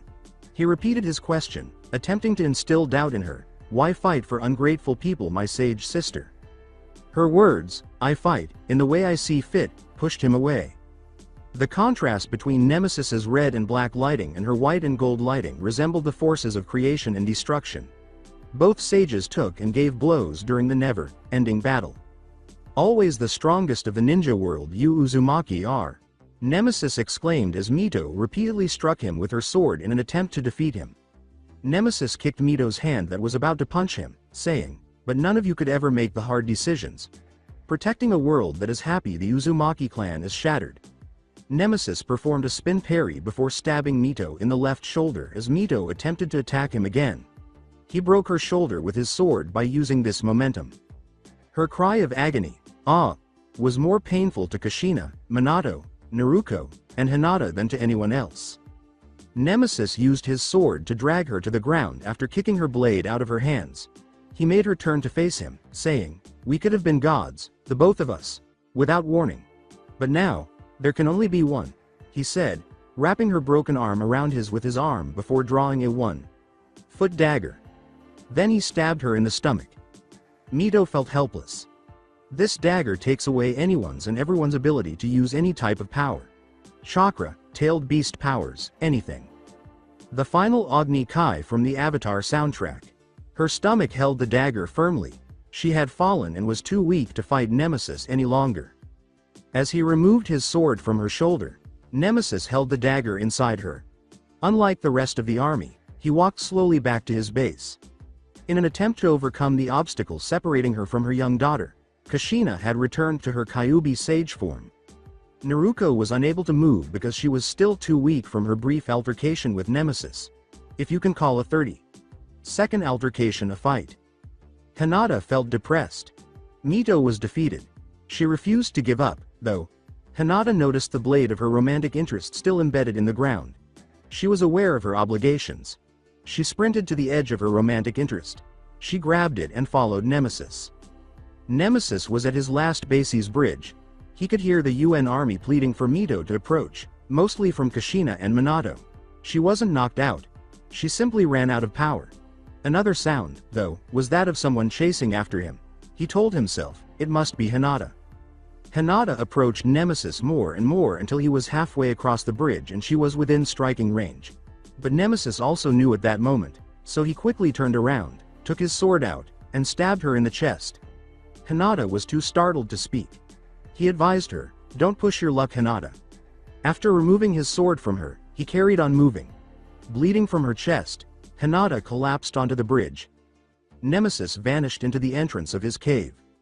The barrier didn't even crack despite Kushina's continued hammering. She began to cry because she was helpless to save her oldest daughter, who was on the verge of death. When Naruto awoke and began to feel her body once more, she witnessed the monster Nemesis stab Hinata, the woman she believed to be her older sister. She stumbled to her feet and approached her. She made every effort to treat Hinata's chest wound. We have to save her, Hinata. She saved everyone at home, so we have to save her, said Naruto. Hinata gave a nod. Hinata and Naruto supported one another, saying, then let's go. We are the only ones that can save Mito. Naruto. They tried to save Mito by following Nemesis. Within the base, Nemesis had painfully removed the dagger from Mito and laid her on a stone slab. The other 7 Jinchuriki were on a stone slab as well. They were all standing erect and were held in a X shape on the stone slab by mechanical restraints. Now that I have all of you together, I will be able to do what I've set out to do. Now, O great Jubi, show me the pattern in which they must be sealed in. The slabs of stone began to shift. As they move, the stone slabs make a grinding noise. Then the pattern began to emerge. 8 came first, followed by 3 and 6, 4 and 5, and then 2 and 7. At the end, Mito is 9. Yes, Nemesis uttered as the pattern became apparent. Now, I claim this world. Ah. Nemesis shifted away from Naruto's unexpected assault. She attacked Nemesis relentlessly with Mito's sword, removing him from the control panel at the base. In an attempt to free Mito and the other Jinchuriki, Hinata got to it and began pressing buttons.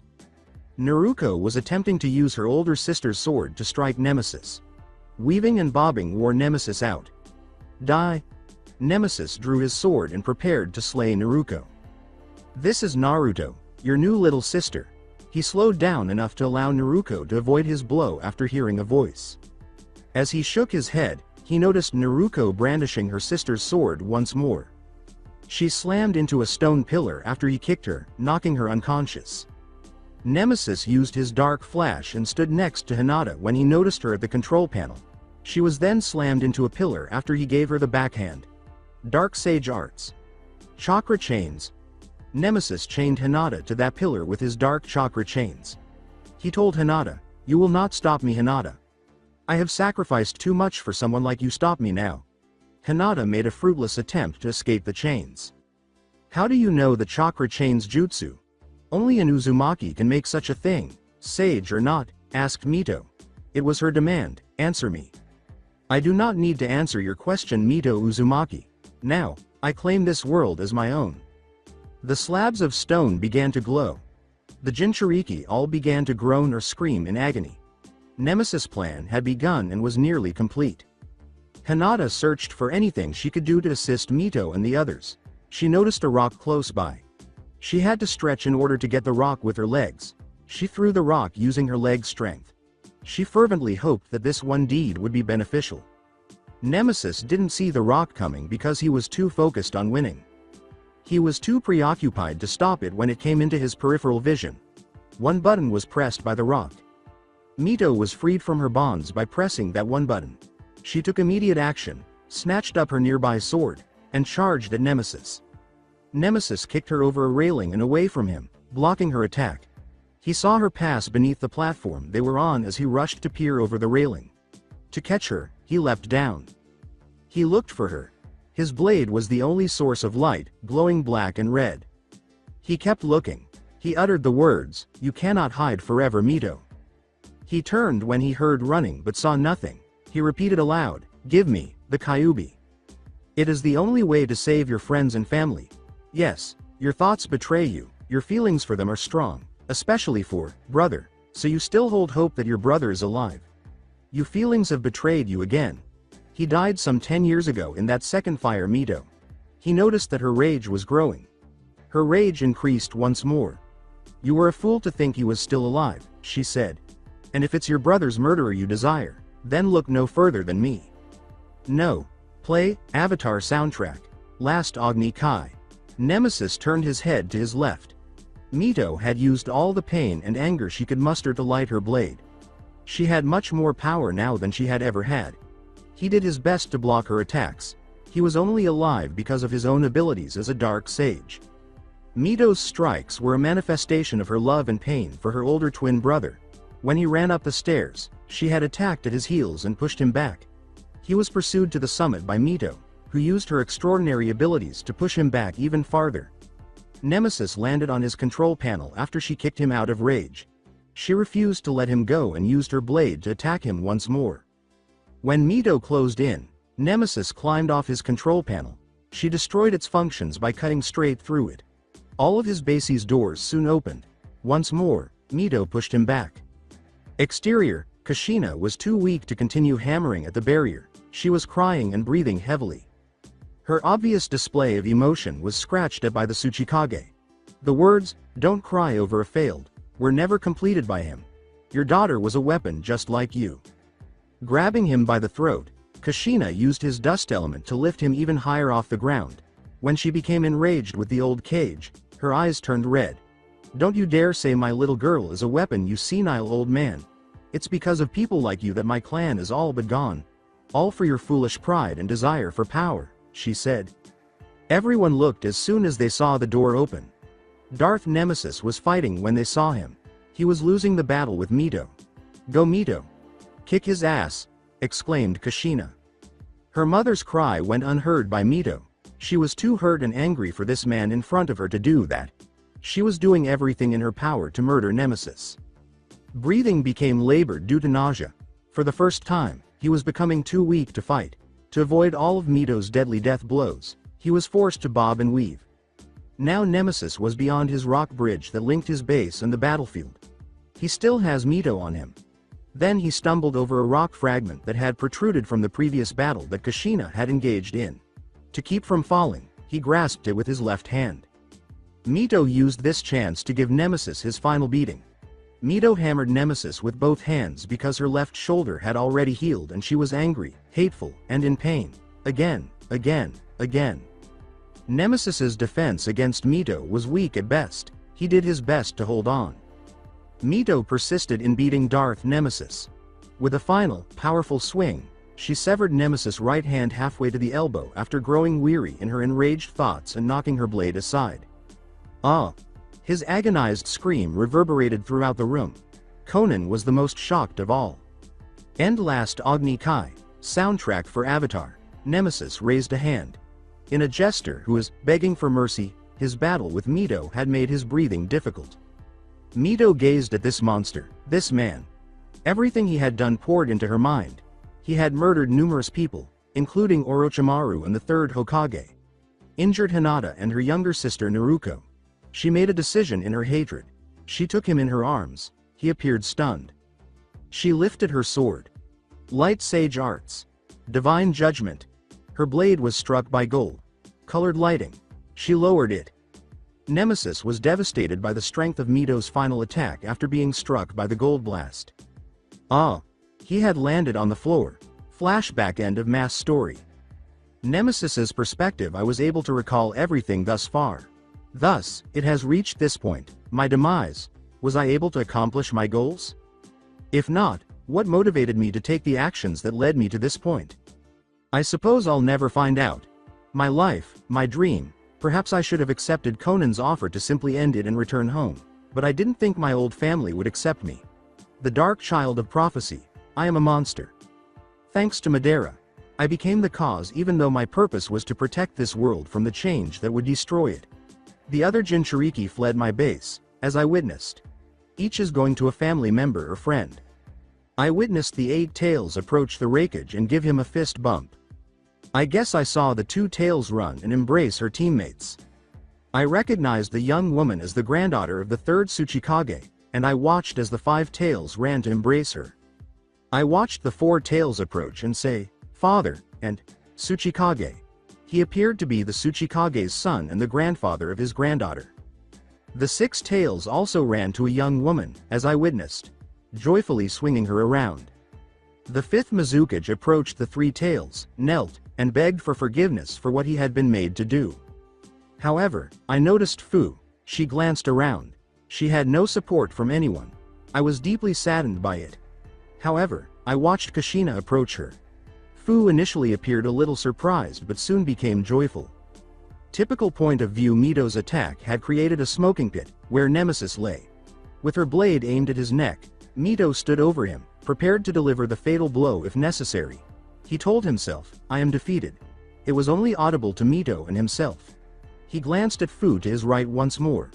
With her blade still aimed at Mito's neck, she turned back to him. "Now, fulfill your destiny. Slay me and become the hero you were born to be," he told Mito. Mito's eyes were watering. "Even now, you don't have a soul, goodbye Nemesis." In the meantime Fu scanned the area. She observed that every other Jinchuriki went to someone who was supporting them. Family members, friends, or even their soulmate. She glanced down and saw that every other Jinchuriki had a companion. Not her, but all of them. She had no support from anyone. She began to cry. She was crying lightly because she was alone once more. That is, until a hand touched her shoulder. Fu saw a red-headed woman ask her, "Hey, you okay?" She wiped away the tears and said, "Yeah, I guess." Kushina questioned, "No you're not. What's wrong?" Then Fu started crying again. "I have no one. Unlike the other Jinchuriki, I have no one that cares about me. And the only person that ever even gave a damn about me." She burst into tears. "Shush, it's okay." Kushina gave the young girl a hug because she needed one. At that moment, she sensed something. Kushina pointed to a chain and asked, What's that? Fu removed the necklace from her neck to reveal what was attached, saying, "Oh, just a necklace that someone gave to me a while back." Kushina recognized it by the sound of each chain link as soon as she saw it. Her son owned it. "Where did you get this?" she inquired, looking surprised.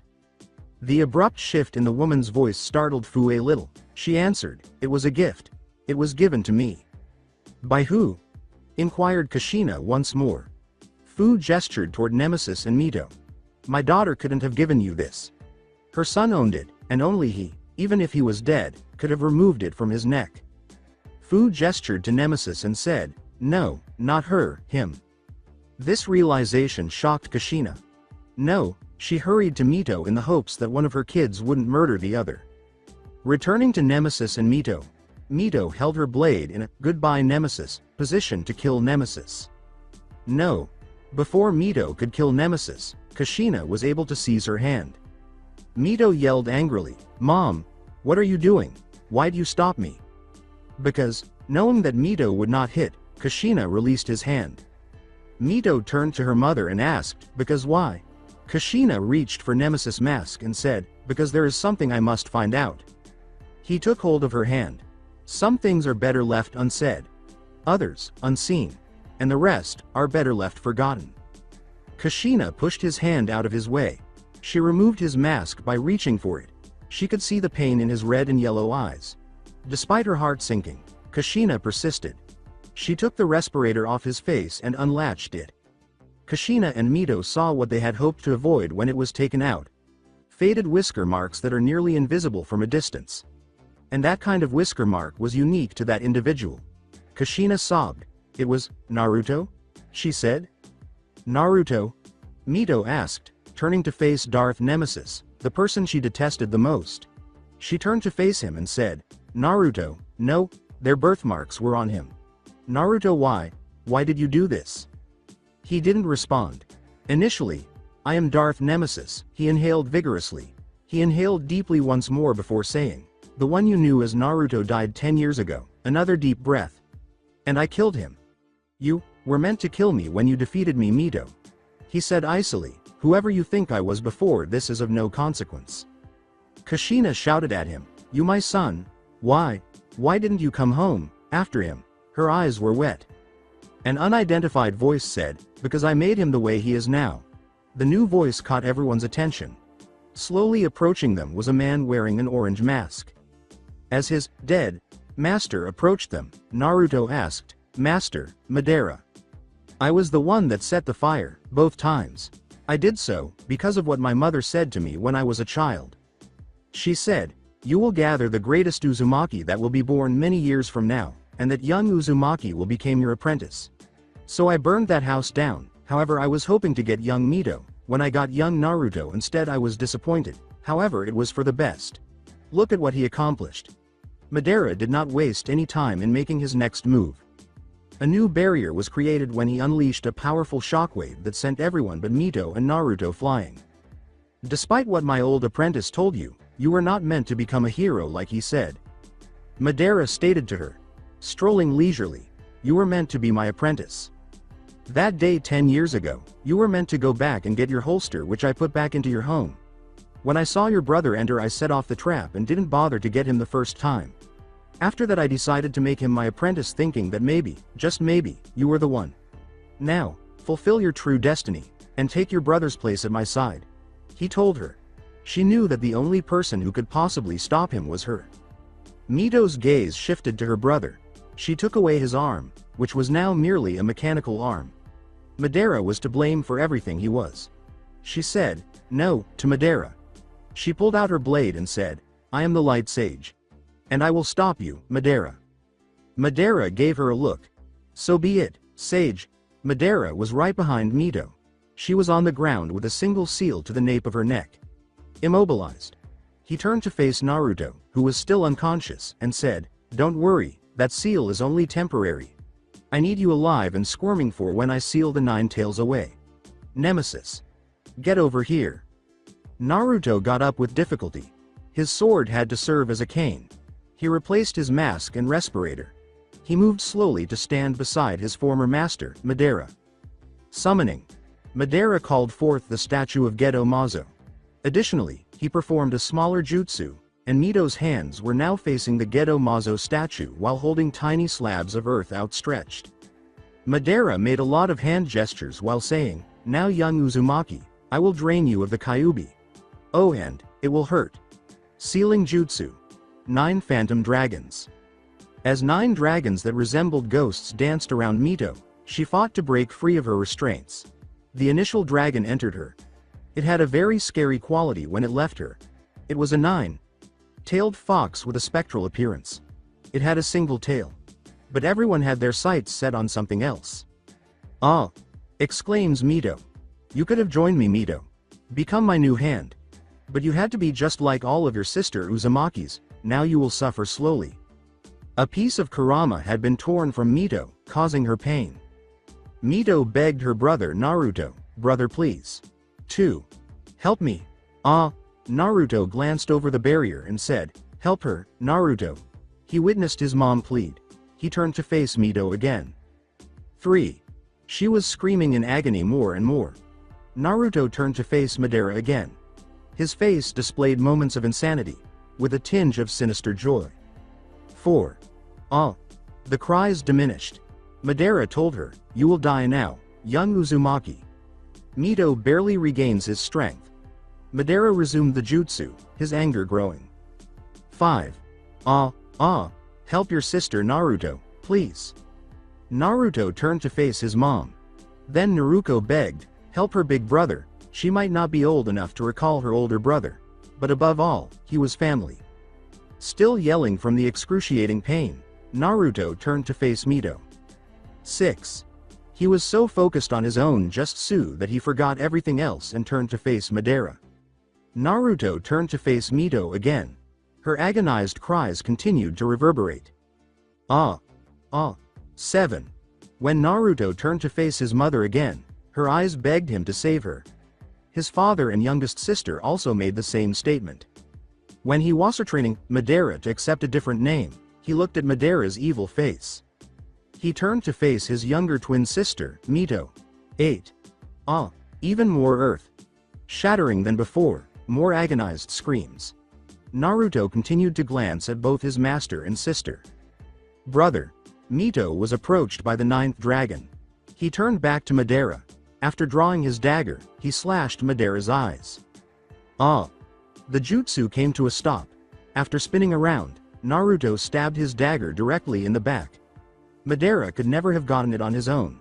He was kicked off the statue by Naruto.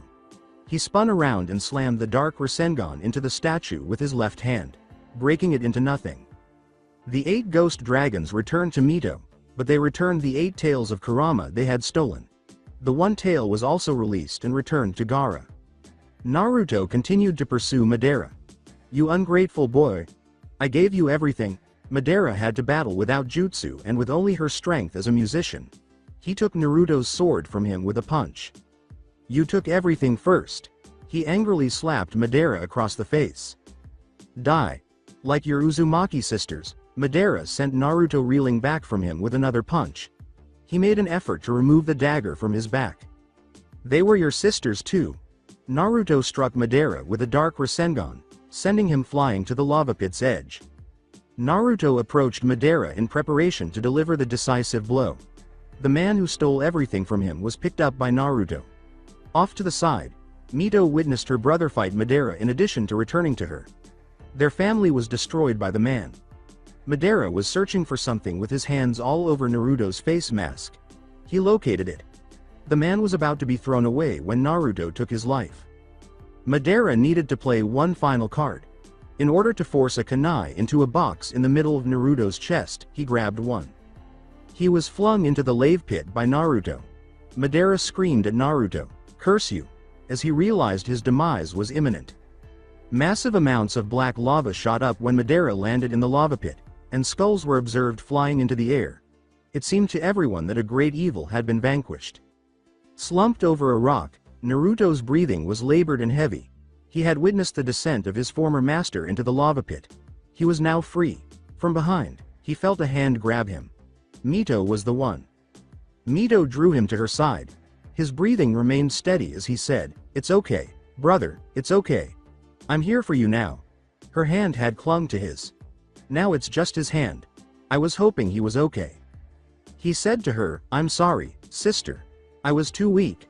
I could have come home." Then, including Fu, the rest of his family approached him, as well as the UN's ninja leaders, albeit not as joyful as the family. Mito on his left and Naruto on his right, Kushina holding his head in her arms. As Kushina rocked him, she sobbed, "My baby." "Brother?" inquired Naruto. He gave a feeble nod. "Mito, there is something we must do," he stated. His mother and younger sisters helped him up, saying, "Heat me up. Please." He smiled at his son when he saw his father. Even a proud father looked at it with a smile. "Mito, we must make a Rasengan that is both light and dark." "Why should she, too?" the old Cage was asked. "You oppose the United Nations Army. Because of what he has already done, we must kill him," the Raikage remarked, "the lives lost here today alone." "Why Naruto?" Mito inquired. He raised his hand and said, "One last thing." His left hand had developed a dark sage power. The Raikage and the Tsuchikage objected when Mito immediately placed her hand over his and created a light sage Rasengan. "It is done," Naruto exclaimed as the two powers fused and he launched himself into the air. "What has been done?" Minato inquired, unsure of what his two children were doing at the moment. He approached his sword slowly and said, "You'll see, soon enough." The Raikage stepped on it. "I'm not letting you get a hold of your blade nemesis," he told him. When Naruto extended his left hand, his blade vanished and entered his grasp. "You can't let me. My intentions will be known soon enough," he said, his breathing still labored. "We must transport you to Tsunade, brother. You will die from your wounds," Mito declared. "Yes, we must do so immediately. Send a messenger bird to the base, Hinata, and instruct them to bring Tsunade here right away." "Yes, ma'am." When Naruto stabbed his sword into the ground, a shockwave erupted, sending everyone but Mito flying, and a new barrier was put in place around them. "That won't help," Naruto said, and Hinata stopped. "Naruto, what are you doing?" Minato inquired. "He remains a pawn of Madara. When we had the chance, we ought to have killed him." As he stood up, the Raikage said, "Dude, now that Madara is dead, the world is safe. Why on earth are you doing this?" Play the extended version of the half as long, twice as bright, Zeke's death, Ost from Infamous 2. He picked up his blade and said, "No, it is not safe. There is still one more threat to this world, and it must be destroyed. Madara had done one last thing to me before the doctors began to imprison me in this suit of armor. My heart was sealed by him. A seal of control. Its goal was for me to carry out his plan in the event of his death. For years, I believed I was, but now I realize I wasn't. Everything I've done has been me." Mito began to cry as he raised his blade to her, saying, "As long as I'm alive, the seal is now active and his plan can still come to pass. I have to die, Mito." He approached her slowly and snuffed as though in tears, saying, "You can call it self-defense. Kurama, please, I'll do anything, I'll free you. Just tell me that there is something that we can do to save my brother." Mito was crying from the inside out, wondering how she could have killed her brother. "I'm sorry, child. Death is your brother's only release." Kurama said those agonizing words after reflecting on everything she knew. "No, no, no," Mito stopped Naruto's feeble sword swing, seemingly without even trying. "Vixen, you have to kill your brother in order to free him. There is no other option. Even though it hurts to say it, you cannot free your brother and save his life. Nothing is impossible. There must be a way." Mito stepped aside as Naruto launched a clumsy attack. "I've done so many things that people said were impossible. I saved kingdoms, the world going on twice already. I befriended you. Mito, damn it. Attack me instead of avoiding me." He swung again and shouted. "No, I'll figure out how to save you, even if one existed. You don't have time. I would have killed a lot more people by the time you finished. For a split second, you believe that these individuals, who murdered our clan to maintain their hold on power, will let me live." He assured her, "They'll band together as they did so long ago. I don't give a damn if everyone chases you, I will never lose you now that I have found you." Mito dodged a nearly lethal blow by using her light flash. Then you give me no other option. Art of Dark Sage. Hell's Wind. That seal is over every town and city in the world, Mito, Naruto said, slamming his sword into the ground as a huge seal materialized over the remaining UN army. If I'm not dead, hell will break out on Earth in 6 minutes, killing hundreds of millions, if not billions, of people. The Dark Child of Prophecy is who I am. Consider me such, Naruto said, grabbing his blade. There is no other option but to kill him, Venusaur. Despite Kurama's cruelty, she wouldn't advise a sister to murder her older brother. Without saying a word, Mito turned to face her brother and said, "My brother, I'll let you go," she informed him while brandishing her blade. He told her, "No going back now." Less than 3 feet separated Naruto and Mito as they approached her slowly. After raising his blade, Naruto brought it down, severing Mito's body from her right shoulder to the lower left. After stumbling back a few paces, Mito approached her brother, raised her blade, and came down in the same manner that he had done to her. After stumbling back a few steps, Naruto approached his sister once more, raised his blade, and descended, severing Mito's left shoulder and severing her lower right side. She walked back to her brother, raised her blade, and came down the same way he had done to her the last time. Mito felt this attack on one knee, bleeding from her wounds on her body, and her eyes were watering, not from the pain, but from having to do this. Naruto went down on one knee, and his breathing became more labored than before. The Uzumaki family found it painful to listen to him breathe. Naruto stood back up, prepared his blade, and stabbed his sister Mito in the chest with his remaining strength, missing her heart by an inch. "Forgive me, my weakness is to blame." Mito prepared her blade and stabbed her older brother in the heart, knowing that it would kill him. This caused some blood to spill from her mouth, but the pain was insignificant compared to what she needed to do. She was crying, and he was still alive, but that would soon change as Naruto lost all of his strength and fell straight into Mito's arm, causing his sword to fly out of her body and Mito to pull her blade out of his. As the barrier collapsed and the Uzumaki family was once more beside him, he said, "I am sorry for all that I've done." His breathing slowed, and he added, "It hurts so much." Kushina was sobbing as she tried to ease his pain while embracing him from behind. Naruto said to his sister, "Mito, please take off my mask so I can see all of you with my own eyes." Mito sobbed as she nodded, took off his broken face mask. Somehow, Madara had damaged it, and removed his respirator, which he wouldn't need for much longer. Naruto also grinned at his family for the first time in 10 years, and Mito grinned at seeing her brother again. "Naruto, you listen to your older sister, okay?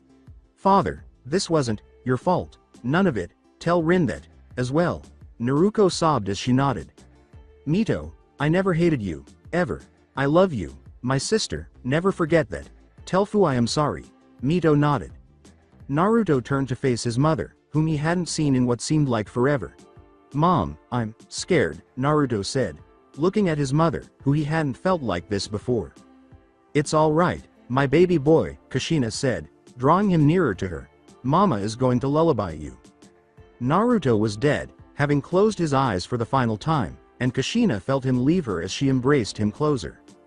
The lullaby that Kushina sang for her son had a profound effect on many people. It seemed to contain all of the world's sorrow. Everyone covered their eyes as a bright light from the moon descended. When the light subsided, they saw a woman wearing a black kimono with a wolf. With .10 tails design. What really startled them, though, were the eyes, which were the combined eyes of the Sharingan and the Rinnegan. He kept his word, the woman's strong voice reverberated throughout the country. "Who are you?" the Tsuchikage was asked. "I would have thought that would have been obvious," the woman said, glancing at him. "I am the Jubi, as you humans refer to me."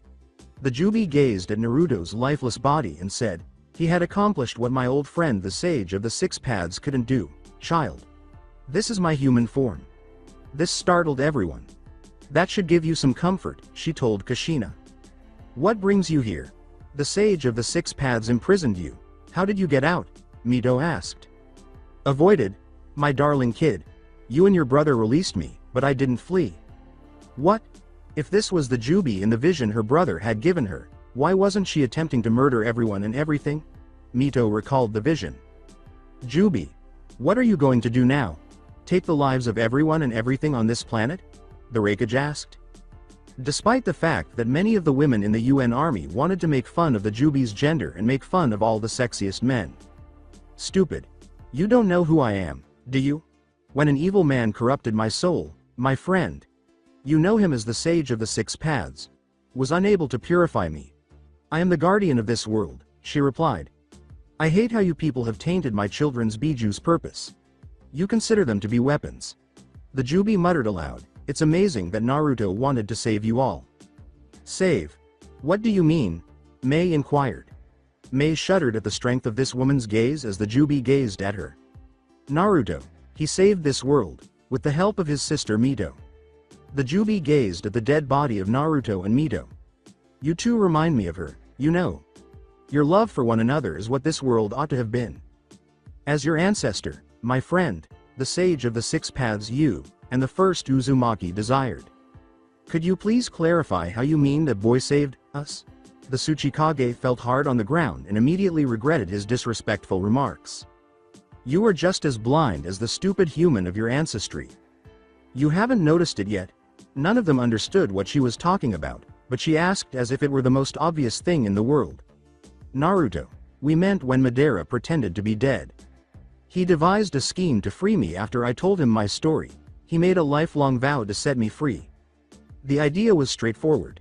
Get all of my kids together, then employ the Dark Sage Arts and Light Sage Arts, or the Sage of Six Paths abilities. He did the one thing he knew would bring them to me because you stupid, short-sighted human wouldn't let your weapons leave your sight, turned into a danger. Her baby did all of this, and Kushina, who was still crying, knew where this was headed. He started threatening to gather my kids so their strength could undermine my prison. However, that isn't the sole explanation. To become a light sage, he needed someone. But it wouldn't be anyone. The individual had to be an Uzumaki and experience the greatest amount of suffering upon passing away. To free me, Naruto turned into a threat. For his sister to become a light sage, Naruto turned into a threat. In order to bring the 5 great nations together, Naruto turned into a threat. To ensure his death, Naruto turned into a threat. In order to contribute to world peace, Naruto turned into a threat. All of Naruto's plans were laid out by the Jubi. He did all of this for you all. He saved us by doing all of this. Yes, then, if you could. Fantastic Jubi. Son, please save me. Please. Anything you want, I'll give it to you. Kushina begged, name, and I'll give it to you. The Jubi turned to Kushina and said, I apologize. The loss of a child is indescribable. However, not even I am able to give death life. Since he had killed them himself and it hadn't been long, Nagato was able to. Would you want him to suffer forever, even if I could? He lived a life of pain and suffering. Naruto turned into a villain so his sister could be a hero and a threat so he could die. All of this was done for you. The Jubi turned to Mito and said, now, child, it is up to you to fulfill your destiny. He died for you. In order for you to bring about world peace, your brother had to die. I'll be observing. The ninja were left to grieve and reflect by the Jubi. The point of view of Mito's epilogue. I proclaimed an end to all wars in the years after my brother's passing, saying that no one would ever again wage war on another for any reason or injure another for any reason as long as I live. As for Yugito took over as 5th Raikage, and the Tsuchikage's granddaughter took over as 4th Tsuchikage. Both the Raikage and the Tsuchikage said that I shouldn't overstep my boundaries, so I put an end to that right there and made them retire. I wouldn't let old fools who were clinging to a dead past ruin this opportunity for peace. They weren't the only cage changes. Gaara resigned as Kazekage and gave the hat to his older sister, who accepted it with pride. My dad also resigned and gave it to my mother. It was ironic that in less than a decade, women were actually in charge of the world. I told everyone that this generation of Jinchuriki would be the last, and I killed anyone who dared to threaten this peace. From this point on, everyone's life was better. Gaara and Matsuri had 3 children, 2 girls and a boy, and were very busy. Yugito never married, but shortly after becoming the Raikage, she had a little girl, whom no one knows the father of and she is not disclosing. Many thought the child was my brother's, but no one could be certain. Yugora became best friends with Mei and her top advisor, but he never returned the favor for Mizukage. Things changed much more quickly than before, and Rushi was proud that his daughter had become the new Tsuchikage and that he had reconciled with his father just before his death. Han's hand never fully recovered after he married Kuretsuchi, the fifth Tsuchikage, and had 6 children. They left their previous lives and settled down after Utakata married his beloved Hotaru. As far as anyone knew, they had a single little girl. Fu moved in with me and my family after Naruto gave her his necklace, which meant she was now a member of the family. She had many fanboys, but she never had a boyfriend or children, and she always claimed to be taken, but I could think of someone. The world was grateful that B never stopped raping, which is why he never had children. As for me, I never became Hokage. After my mother had had enough, I let my younger sister take over. I pursued a relationship with Hinata, whose father was furious, and we went to my brother's grave every day. His passing had brought about peace. I used to wake up some nights and cry because I had sacrificed my brother for this world, and I did everything I did after that in the name of peace and my brother. You are all I have left, my little girl. You are my darling Naru, named after your uncle. I tell you this so you can lead this world should it go astray. You are now 150 years old, but you look 20. I am proud of you. Lead this world well. My time has come. My parents are gone. My little sister and all of my friends, including Hinata, are gone. Typical point of view. Mito passed away while she was sleeping, leaving her only child to take charge of the world she had helped her brother save. Naruto's point of view. In Naruto's epilogue, I felt a hand on my shoulder as I watched this world as a ghost now. Everything has changed. I haven't moved on, but I don't want to anyway. I'd never be allowed to be in heaven with my family after everything I've done, and I was still wearing my Darth Nemesis armor, which they wouldn't want to see anyhow. I turned to see Mito standing behind me. Why was she here? She had the same appearance as when we had last seen one another. She told me, everyone's waiting. I was shocked when she picked me up because I had a body, just like I would have at 17. She took me to a field, where I saw my parents, and then a blonde blur, Naruto, threw me to the ground. Hey, sir. You're late. Then someone else, Fu, hugged me and kissed me on my cheek after blushing. But why? I didn't deserve to be here with them, so I asked. You belong here, brother, more than anyone I know. Come on. I was dragged to my family and their friends by Hinata, one of the 2 people outside of my family who cared about me, and Fu. For the first time in a long time, I felt happy. Everyone is waiting for you. That's it for today. I hope you guys enjoyed this great story. See you in the next one.